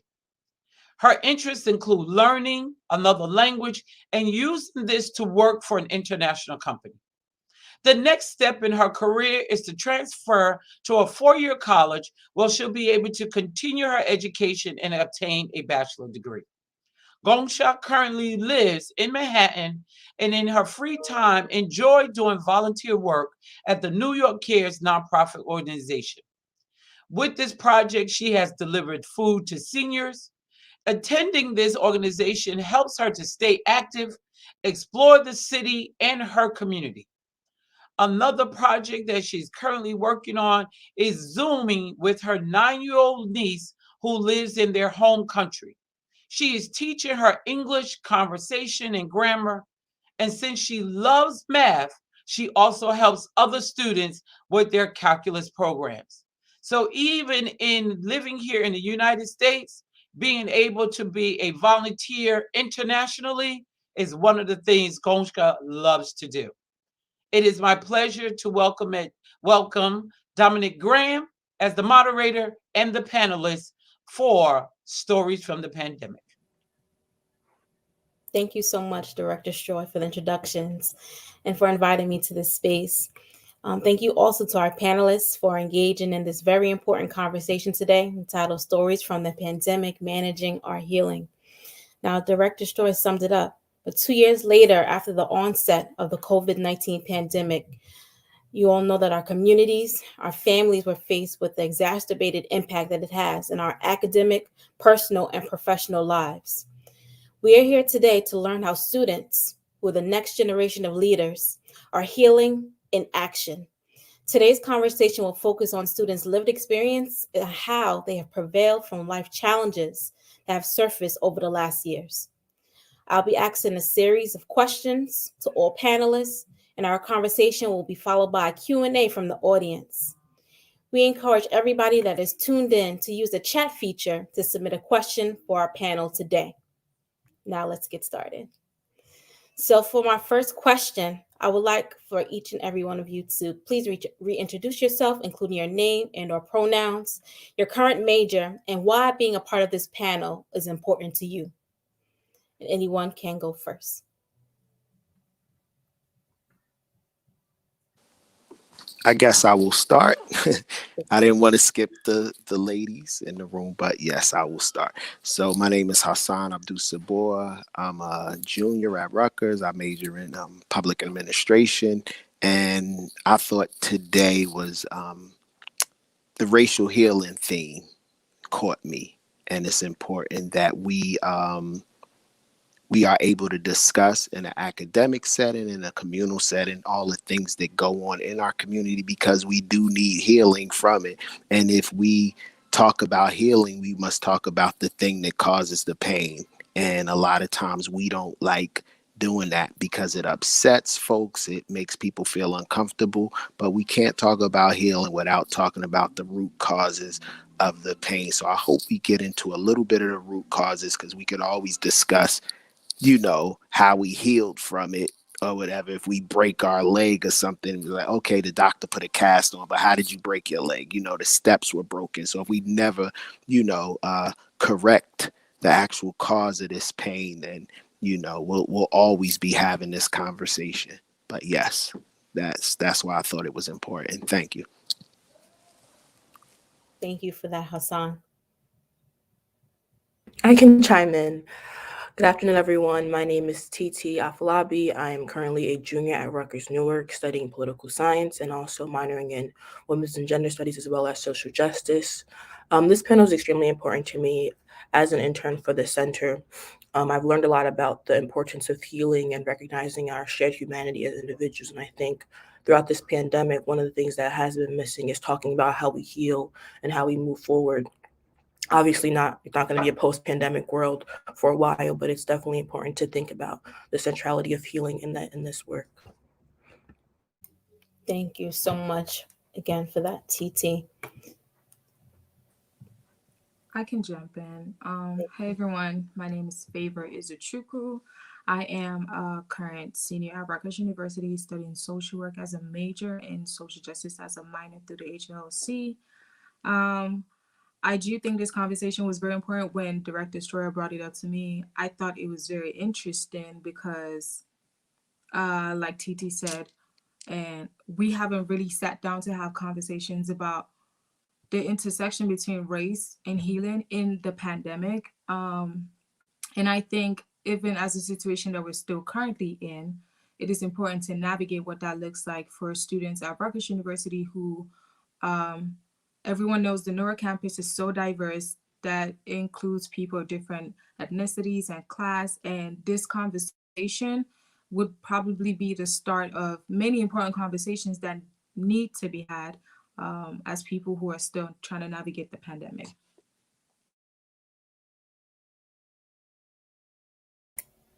Thank you, Favor. And Kanka? I think that Ganka is having some technical issues right now. She says she can't hear us. Okay. We're going to bring you backstage and we're going to work on that, Ganka, okay? We're going to work through that. All right. Thank you, everybody, for contributing. All right. So then let's just go on. Let's talk about, the root causes. Now, Hassan had mentioned earlier. So thinking further, the COVID-19 pandemic has definitely interrupted life in 2020, and it remains a public health factor in 2021 and now in 2022. I want each of you to talk about one challenge that you have faced due to the pandemic and how you were able to bounce back from that situation. Favor, do you want to start us off this time? Absolutely. A major struggle for me during the pandemic, even still continuing, was mental health for me. As someone I am a first generation college student, and then I transferred to Rutgers University with my associate in September of 2020. So that was the COVID semester that I like to call it. We were all at home trying to navigate what Zoom looks like, trying to put our mics on and cameras on and seeing if the background of the house was like clean enough for class that day. So being in that situation, and then most people don't like to mention it, but the financial effect of being in a pandemic and what that looks like for you who's a first generation college student. You never stop. There's no break. There is no work from home and try to relax. There is nothing like that for you because you still have to navigate going to school and making sure you're okay financially at the end of the day. So that was a big struggle for me, having to navigate all of that from a mental health perspective. And as someone who is such a big advocate for mental health issues, I do the opposite of the advice that I give. I like to admit that. I encourage people to seek help and go to therapy and talk to people and rely on their support system. But for me, when it comes to actually doing the work for myself, it's nearly impossible for me to take a break and actually self-care. So the pandemic was a necessary wake-up call for me because I started working with students at Barringer High School, and these are students who are highly marginalized. And I'm looking at them like, I can't help you because I don't have anything to offer. I know the theories, I could pass the classes, I could teach somebody else, but inside of me, there was something that was lacking because I had not healed. I had not addressed the generational trauma and the generational issues that came with just being an immigrant, a first-gen student, one of the oldest in the household. So going to therapy during the pandemic was one of the eye-opening moments for me. And in that moment, it was like, oh my God, like what have I missed? Why did I not think about doing this for the longest time? And it's just that wake-up call from the severe decline of my mental health, just from being isolated from everybody, was kind of the push that I needed to start going to therapy. Thank you so much, Favor. And before we move on to the next panelist, I just want to acknowledge and just really commend you for sharing that and being open and transparent. Definitely during the pandemic, it was a moment of stillness for everyone, and everyone really seek to the value of mental health. So kudos to you, and thank you for sharing that. Ganka, are you back with us? Can we hear you? Yes, I'm back. I'm really sorry. No worries. No apologies. No Hi, expectation. everyone. Sorry, I had a little issue with my internet. So I'm Gonja Kilos Ecker. I'm currently studying business administration at Borough of Manhattan Community College, and I live in Manhattan. So one of the biggest challenge for me, I always said that I will go to school. So my home country is Turkey, and I never get a chance to go to school in my country after high school. So when I moved to United States like 7 years ago, I was telling myself like every day, I will go to school, but never happened until COVID hit. And I realized like I don't do anything for myself. Like I don't educate myself. Yes, I learned how to speak English, but I didn't know how to write. So during COVID, I wanted to improve my English, and everything being in Zoom, it was really hard for me. I was like watching professors, like what do they say? Do I understand? It was challenging, but I am now in the level that I'm graduating. So yes, I'm excited, and I was so happy to be in this panel, or I was so happy when Professor Sharon invited me. I was like, yes, I'm doing something good, and I did something good for myself, and I want to share my story so everybody can do. If you want to do whatever you want to do, it's not impossible. You just have to put effort in it.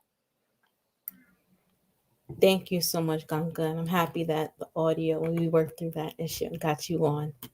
Hassan, Titi, what about you? What has a challenge that you faced during the pandemic and how you were able to bounce back from that situation? I can jump in. I think for me, one of the biggest challenges I've faced throughout the pandemic is actually dealing with loss and navigating that.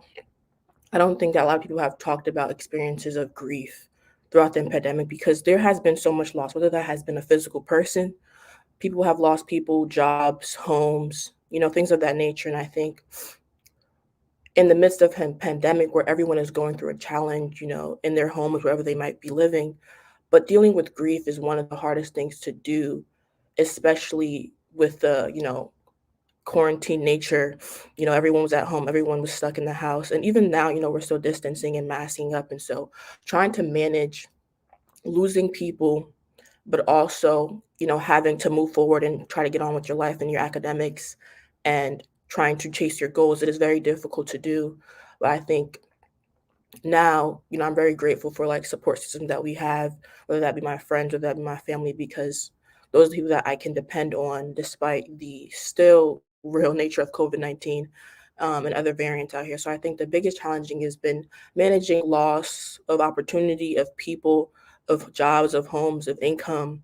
And that is, I think, a shared experience, even though we don't talk about it. And it feels isolating sometimes when you're dealing with losses. Thank you, TT, for sharing that. Hassan?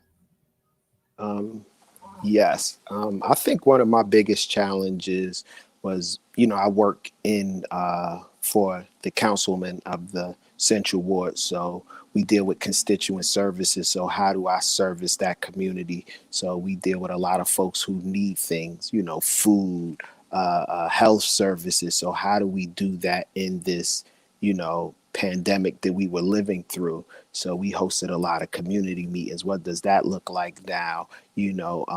People needing food. And so I never really stopped. I never had a chance to quarantine and be in the house. I literally probably worked every day of the pandemic, whether it was inside or outside. I really, have been on, for lack of a better word, the front line. And I don't want to give myself some, not like a first responder or something like that, but I was in the community every day. So like, just to piggyback off what TT said, dealing with loss on top of that. So we're going through a pandemic and we're seeing people, literally die around us, several. I've never known, probably 10 to 12 people that I knew personally, pass away due to the virus. So not even having a chance to really slow down, and I'm reflecting on it now, but it's kind of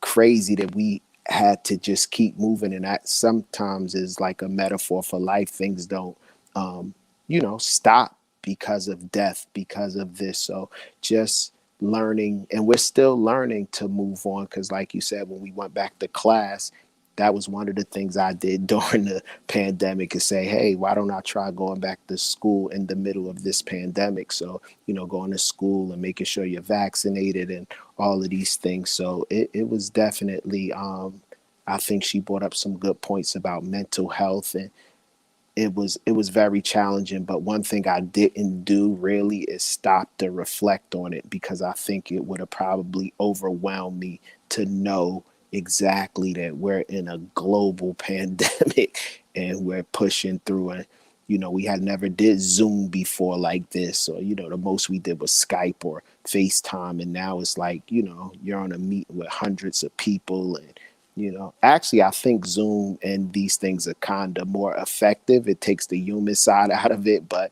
scheduling a meeting on Zoom is a lot easier schedule wise than it is trying to get everybody into the room at one time. So I think that was one of my biggest challenges, is how do we serve the residents of Newark by keeping myself safe and making sure that, I don't bring anything home to my family. So that was my biggest challenge. Thank you, Hassan, for sharing that. And then just hearing your stories, I jotted a couple of things down that kind of resonated with me. Loss, grief, the inability to build capacity, overworked, frontline worker, financial, and food insecurities. These are all major, major things that you faced and you've been working with individuals that faced during the pandemic. And it's important to understand also how you were able to mitigate that. So thank you so much for sharing it. And it's a good segue into our next question of how have you managed your own healing over the last year? Anyone can start us off first.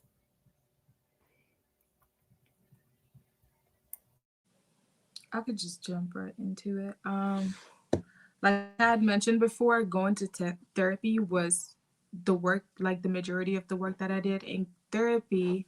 In a sense, to me, it feels almost like a friendship, but of course, like a paid friendship in some type of way, a paid professional friendship where I understand the basics of social work as a social work intern who's in my final year, but there's also my therapist who's a licensed clinical social worker. So it's like two best friends bouncing off of each other from like theories that we know professionally.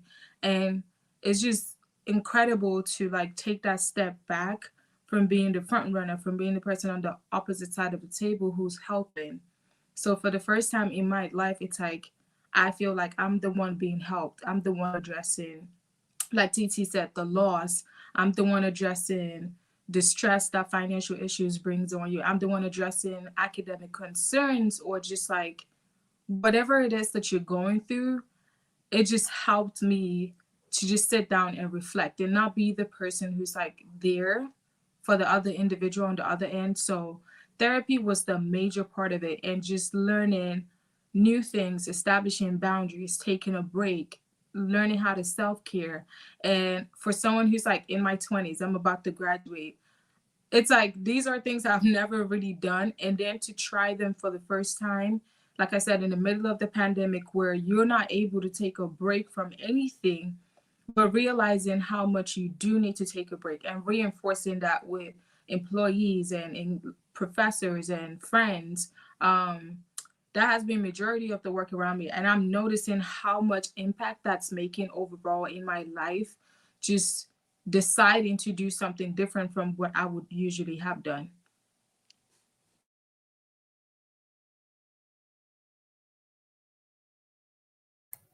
Thank you, Favor.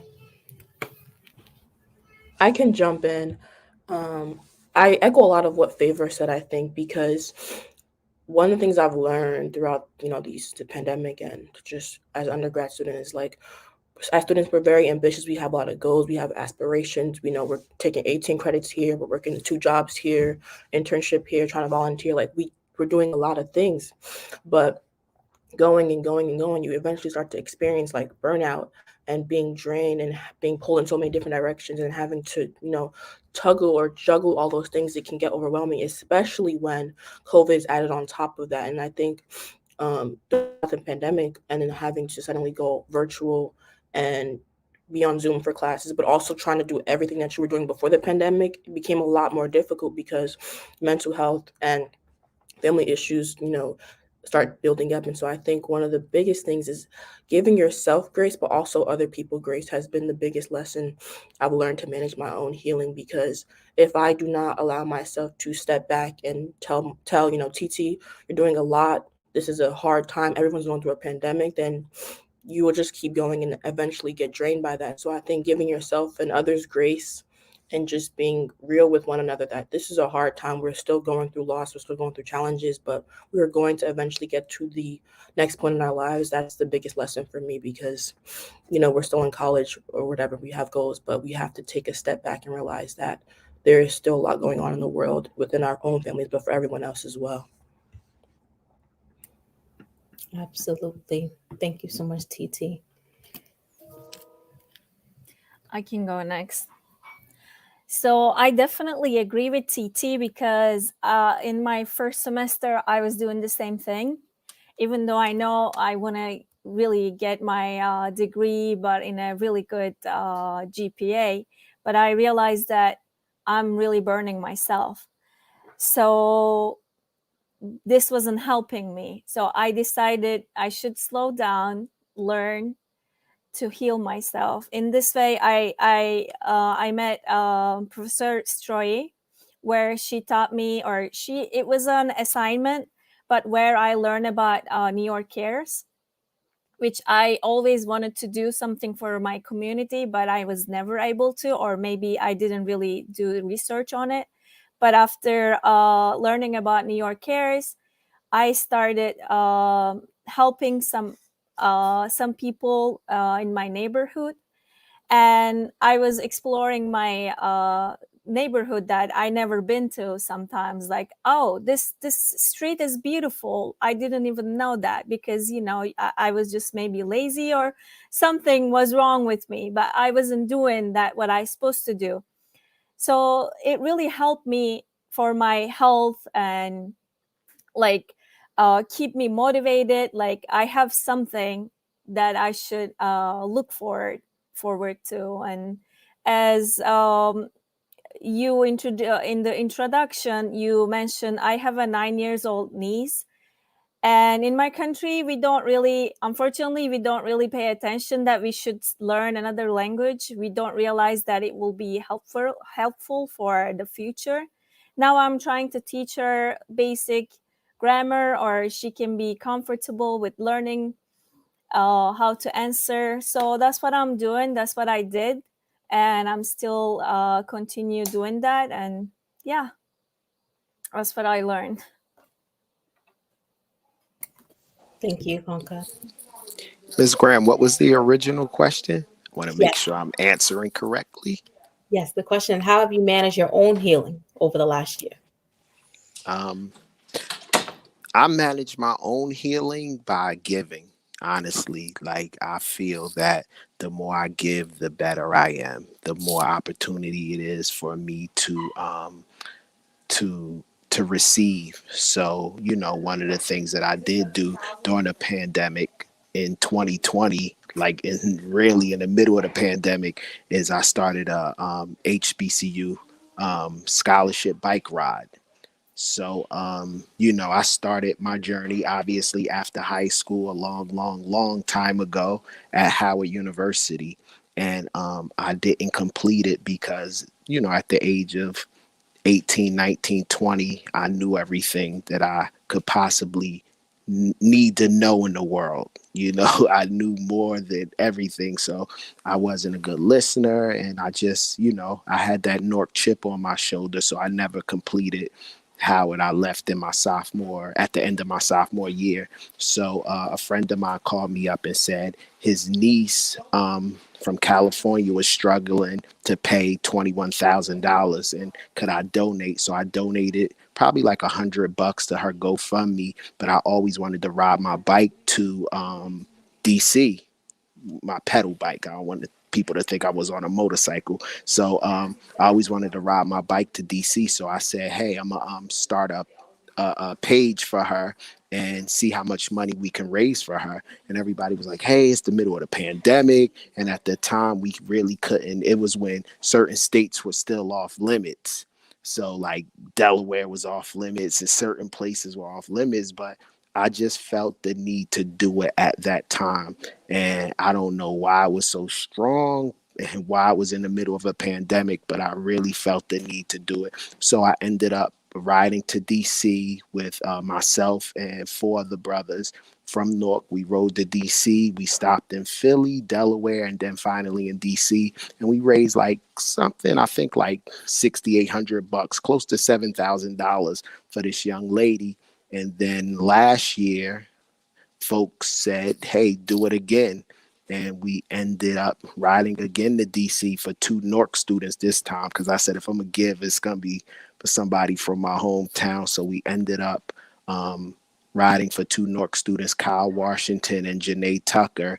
And we gave them $10,000 a piece towards their education. And we ended up having 36,000 or like 38,000, and we ended up giving 2 more kids like 1,000 a piece and paying for some things. So that's how I manage, by giving and recognizing what I have and all my resources. I just had to.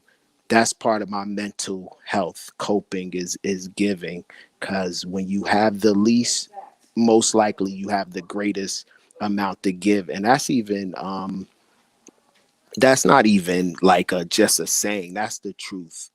People in poverty and poor folks and working class people, we give the most. Sometimes it's not the dollar amount, but it's just the giving part. People who volunteer at soup kitchens, or what the young lady is doing over in New York, and what these women are doing, volunteering their time at schools and stuff like that. But just when you have nothing in your worst moment, you can always give. You know what I mean? You give your time. So I think that's the greatest lesson that I learned in this pandemic, and what's helped me through this pandemic is constantly, like I said, constantly giving. Whether the mayor was giving out 1 million meals in these last 2 years and working that, or doing an HBCU scholarship ride, or helping somebody else out. But that's kind of been my pathway to maintaining a level of sanity with folks dying around you, and constantly changing of CDC guidelines, and not being able to see your family when you want to, you know what I mean, and not being able to spend holidays in isolation. I did it through riding my bike, because that's probably the safest way to exercise during this pandemic, was being outside in the open air and things like that. So I hope I wasn't too long with that, but my pathway was giving, really. Awesome. Thank you so much for sharing that, Hassan. Healing in action. True story right there. On the bike ride from Newark to DC. So thank you so much for sharing that. And thank you all for sharing how you managed your healing over the last year. We're going to segue into our next question. And for this one, panelists, if you can do me a favor and close your eyes. We're going to do some reimagining. Okay. So I want you to close your eyes for a moment, and let's reimagine the future of our communities. Think of it as 2023 and the COVID-19 pandemic is behind us. How might our cities look, feel, or heal while recovering from the pandemic? Now open your eyes. Anyone can start us off.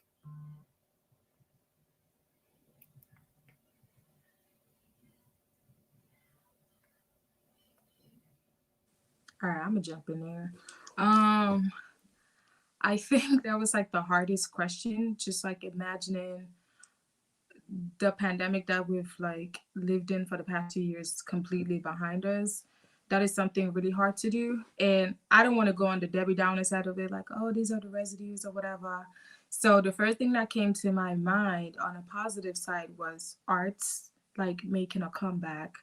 I think art is a great way to express oneself. Even in the field of social work, we use art therapy as a way of expressing ourselves and showing our emotions. And I think post-pandemic, like art is going to be beautiful. And when I say art, I mean just beyond painting and drawing, like fashion. I've seen amazing fashion that came out of the pandemic. I've seen amazing music and movies, and just people coming together to collaborate to tell stories. Just as we are sitting here, like speaking is a form of art that not everybody has. And creating conversations and being creative with choosing topics that would incite emotions in people. I think there's going to be a great range of collaboration in being able to tell our stories and being able to address whatever it is that came up during the pandemic that was ignored because we were literally all fighting for our lives. So I think that's one of the greatest and most positive possibilities that's going to come out of a time when we're done with the whole mask and everything. Yeah. Thank you, Favor. Hassan? How I see it, or my dream, is that all of this education that's given on this campus, that all these classes that these folks take, these young students, these great minds, that somehow they go back to their communities. Hopefully a lot of them are from Newark, and you utilize that education to really change your community, because there's no use in getting an MBA from Rutgers and not opening up a business on Bergen Street, or getting, learning about all these nonprofits, you know what I mean, or how to do things and how to fix things. And you have, and I'm speaking to all the colleges, not just Rutgers, but NJIT, Berkeley, Essex County. Utilize that education and come back to your communities and make a difference. And not only a difference for your immediate family, but I always use an example. My nephew got an engineering degree from Villanova, and I say, he works for Panasonic, and we're all very proud of him. And I say, well, how could you use that engineering degree to fix the, raggedy street that your mother lives on? And I'm talking about not house, but street. The street is falling apart and dilapidated. And how do you utilize that education that you receive to better yourself and your community? So that's my hope and dream, that coming out of this pandemic, that we realize this MBA that you're going to get from Rutgers, the law degree that you're going to get from Seton Hall, whatever schools you go to, how do you use that education to improve your communities? Because I hate to be the Debbie Downer, but if you don't, and the only thing you can do is take it and stand in line and wait for somebody to give you a job, then it's a waste. If you can't do anything, if you're from Newark like I am, and I'm proud to say almost a fifth generation Norker, but my great great grandfather wasn't born here. He migrated here from the South. So, to say that, and hey, all of my kids have these wonderful degrees and our block looks the same, or you didn't use that MBA to open up a business or something like that. So I would hope out of this pandemic, we realize the importance of community, of having strong communities, and you use these degrees to strengthen those communities and not only build up and work for whatever IBM for 30 years and you get a watch. You know what I mean? So I would hope that and I love hearing all of you guys are younger than me, obviously, but I love hearing about you working in Westside High School and giving back and things like that. Utilize your education to uplift your community, not only increase, your net worth or, your paycheck or your bottom line. Utilize that education. So I hope kids come out of this, or students, I shouldn't say kids. I hope students come out of this pandemic and really start thinking of how can I use this degree to better myself along with my community. Thank you so much, Hassan, for sharing that. TT? Yeah, I really resonate with what Hassan and Favor said. I think it's interesting, like throughout the pandemic, from what I've done and what I've seen, there has been a lot of community action and activism from people who are marginalized, like Black and Brown people. Low income folks are the ones that are, even young students are ones that are starting small organizations and starting small food drives to give back to community centers or community members or whatnot. And I think it's so powerful because we're so used to relying on institutions or the government or America to solve our problems, but throughout the pandemic we've seen that hasn't been a solution. And so we have, as young people and people from urban communities like Newark, have taken it upon ourselves to start small organizations and give out to people when we can and how we can. And I think that's what I hope to continue to see past the pandemic, whenever that is, because it's already going strong now. And I think it's something that I look forward to continuing to see from my community members and, continuing myself to put that work into my community. Very well said. Thank you. Agreed. Ganka? So yes, I look forward to see people smile. I really miss that because through mask you can't really see. It's kind of making me sad because I know I can feel people smiling, even though things were bad. But we know we all try to heal ourselves in a different way, as we've been hearing the stories. They were amazing stories.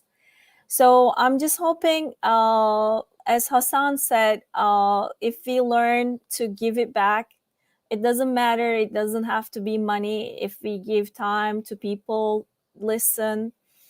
I just remember this part. I had a classmate who is 18 years old, and he's having issues with his family life. And I was just texting him to see him if he's okay, if he needs help with his assignments or so on.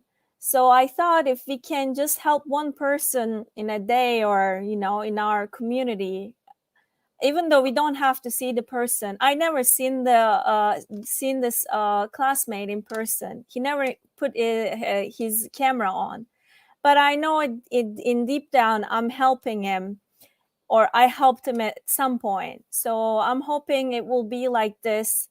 It was always like this at some point, but after COVID, we all realized that it will be better. We will help each other in a better way. I'm hoping, and it will happen. It's not I'm hoping, it will happen. I know. Yes, it will happen. And thank you so much for tackling that question. I know that it was difficult, maybe a little ambitious for 2023. However, you guys all really showed that in thinking about a new life and new way of world, we really want to be more deliberate about what we're doing as far as our academics and our journey and our degrees that we're getting, and really trying to strengthen our community. So thank you all for sharing that. We do have some questions that are coming in from the audience, and I will share one right now.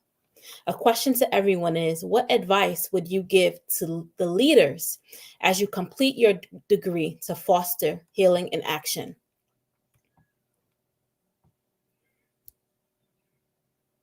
Anyone can start us off.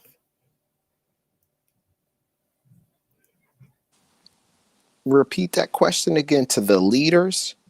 Yes. What advice would you give to the leaders as you complete your degree to foster healing and action? So what can leaders do to ensure that the spaces really make room for the capacity for everyone to heal?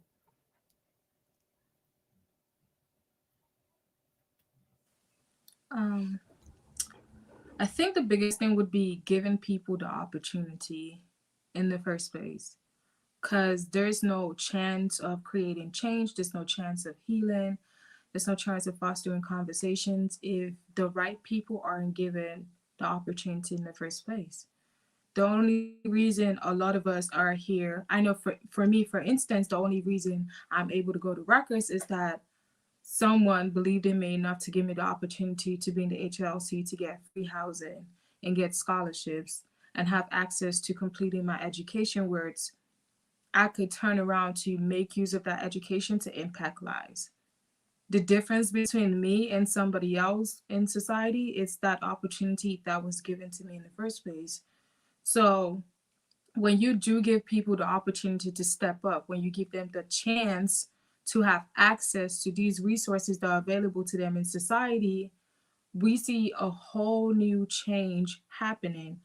But the first step is giving people the opportunity, give them the opportunity to speak, to try to make an impact, to try to create change, to try to push the conversations, to ask questions. Give people the opportunity, and then you could see how change could happen. So we're talking about healing, and say the leaders, for instance, most people who are at the top weren't impacted financially by the pandemic, and they can't relate to financial struggles during the pandemic. But when you do give the opportunity to someone who was, to speak on it, to address it, to tell you their stories, then you begin to realize exactly how we could create change in society. But you wouldn't know until that opportunity is given to someone who actually does know. So it's okay to step back and let somebody else lead the conversation. And the difference between you and that person is just the opportunity to do it in the first place. Thank you so much for sharing that, Favor. I can jump in.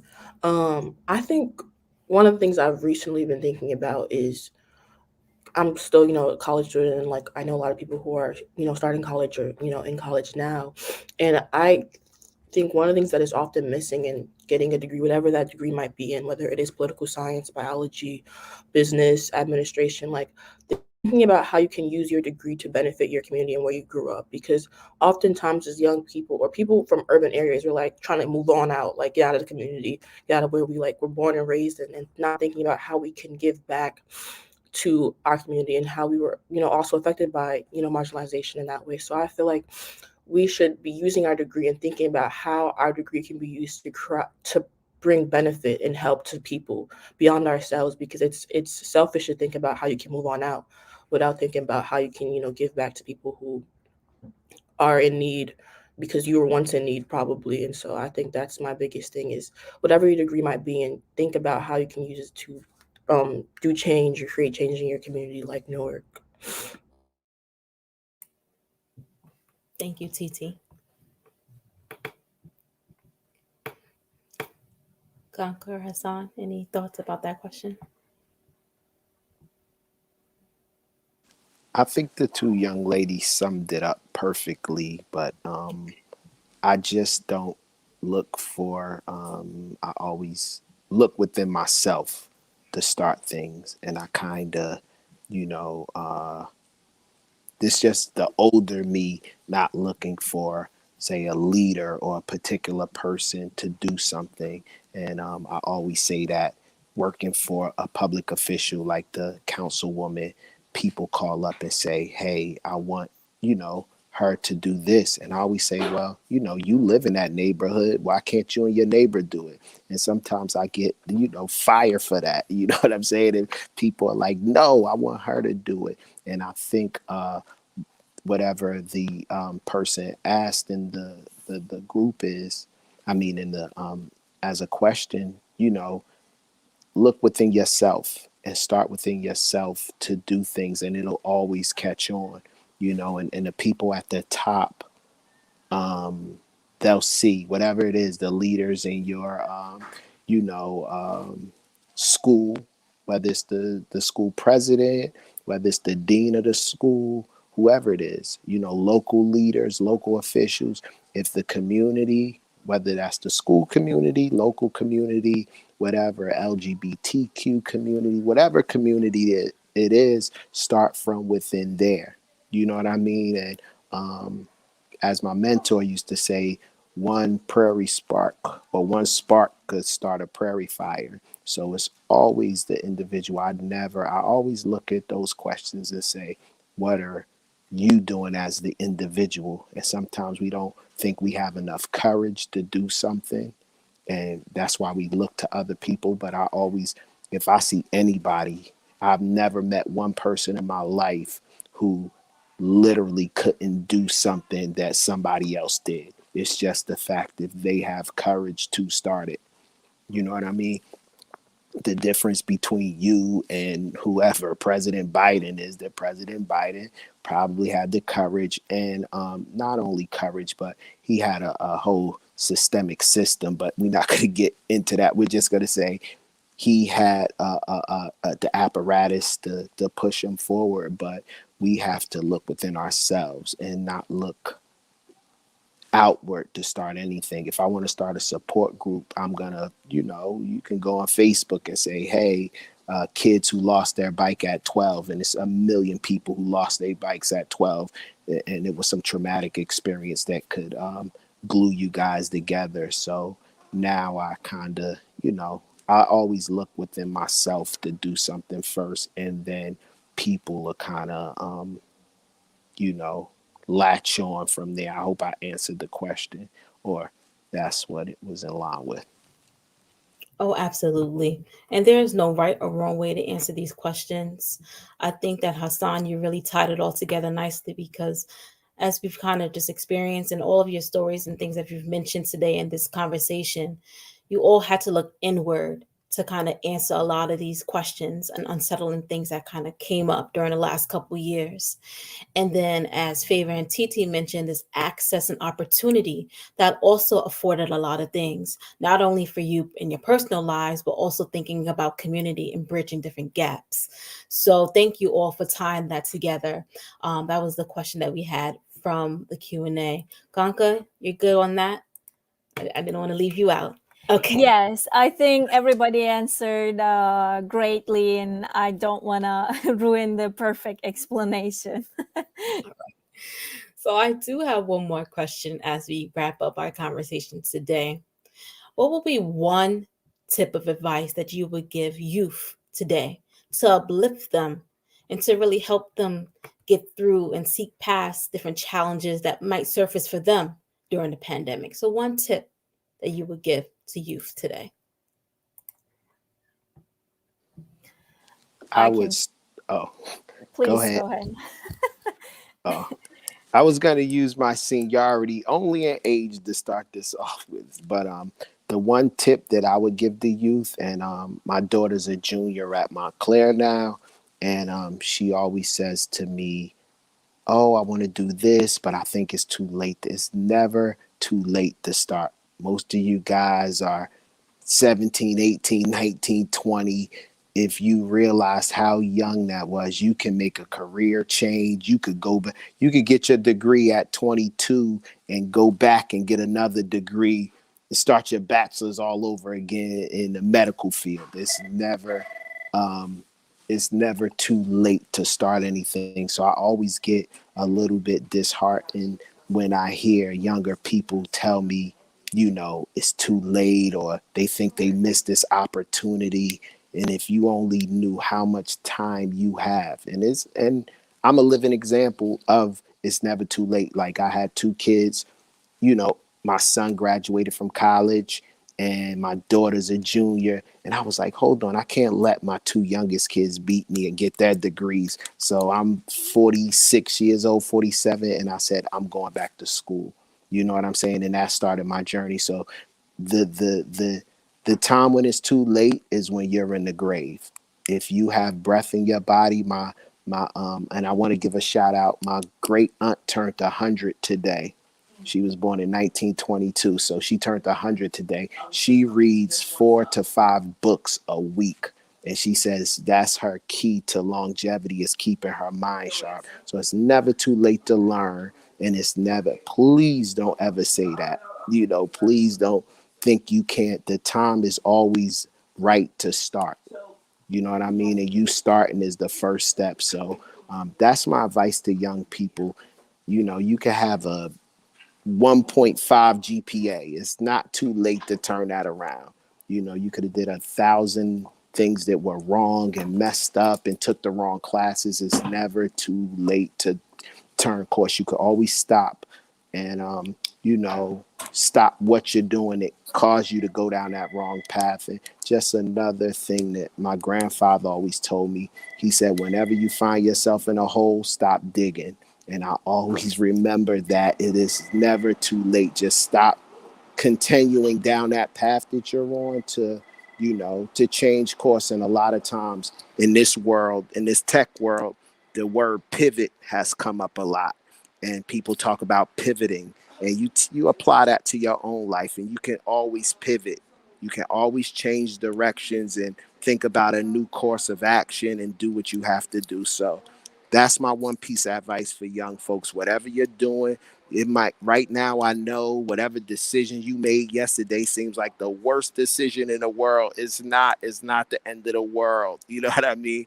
And when you're my age, you'll look at that and say, wow, I was worried about that, so it's never too late.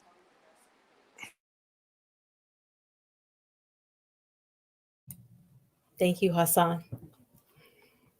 Anybody else want to go? Yes, I wanted to go with the age thing, like Hassan did, but I understand, like, it can be really frustrating. Like, your family don't understand you because you want different, like your family knew the things in 80s, 90s. Everything is different now. Don't feel frustrated. It's hard. I know. I hear you. It is really hard, but nothing is impossible. As long as if you want it from the bottom of your heart, whatever you want, it will come to you.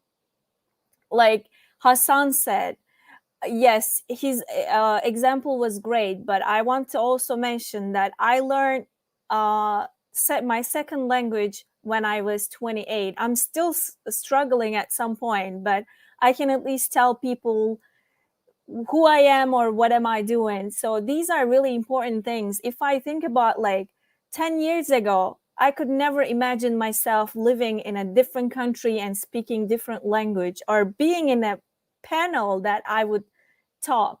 These are not impossible. So as long as if we can dream it, if we can believe in yourself, everything will be okay. You just have to be patient. Just give it some time.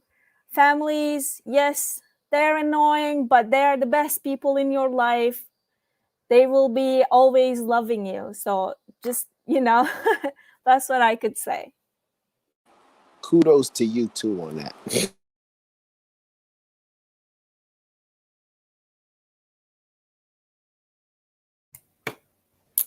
Favor, TT, one tip for you today to get past any challenges that they face? I feel like you two gave pretty great advice. Okay. I think I'm still a youth, but one thing I would say to my little sister is like, reach out if you need help.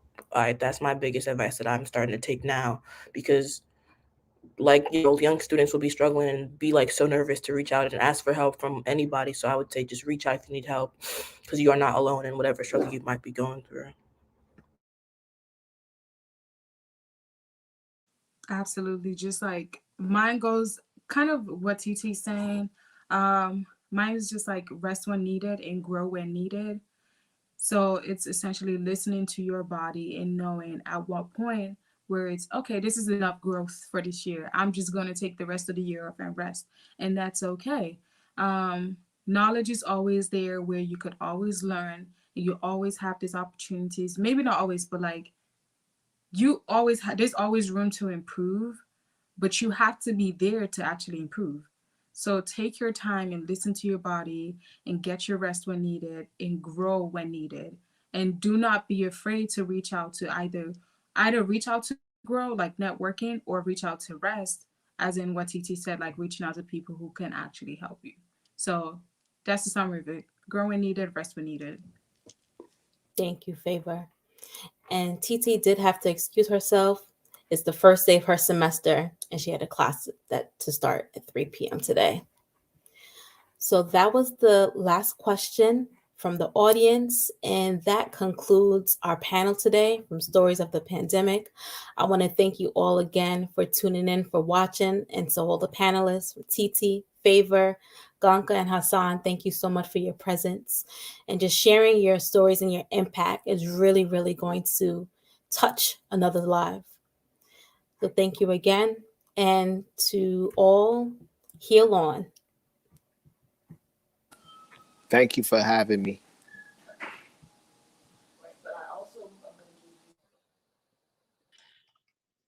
I want to thank Dominique Graham and the panelists for an awesome conversation. Here is one of those things where I don't have anything else to say but what Dominique said. Heal on. Thank you those who have been following us this morning and through most of the day in the 6th annual National Day of Racial Healing at Rutgers University, Newark. At this particular moment, we are going to end our day session, but please come back for our closing celebration, our closing ceremony. Every year we end the National Day of Racial Healing with a spoken word musical performance event from students, community, residents, people who just believe in sharing a good word. We will return at 6 p.m., same place, same location, for the closing ceremony, closing session of the National Day of Racial Healing at Rutgers University, Newark, Truth, Racial Healing, and Transformation Center. Enjoy the rest of the afternoon and hope to see you again at 6 p.m.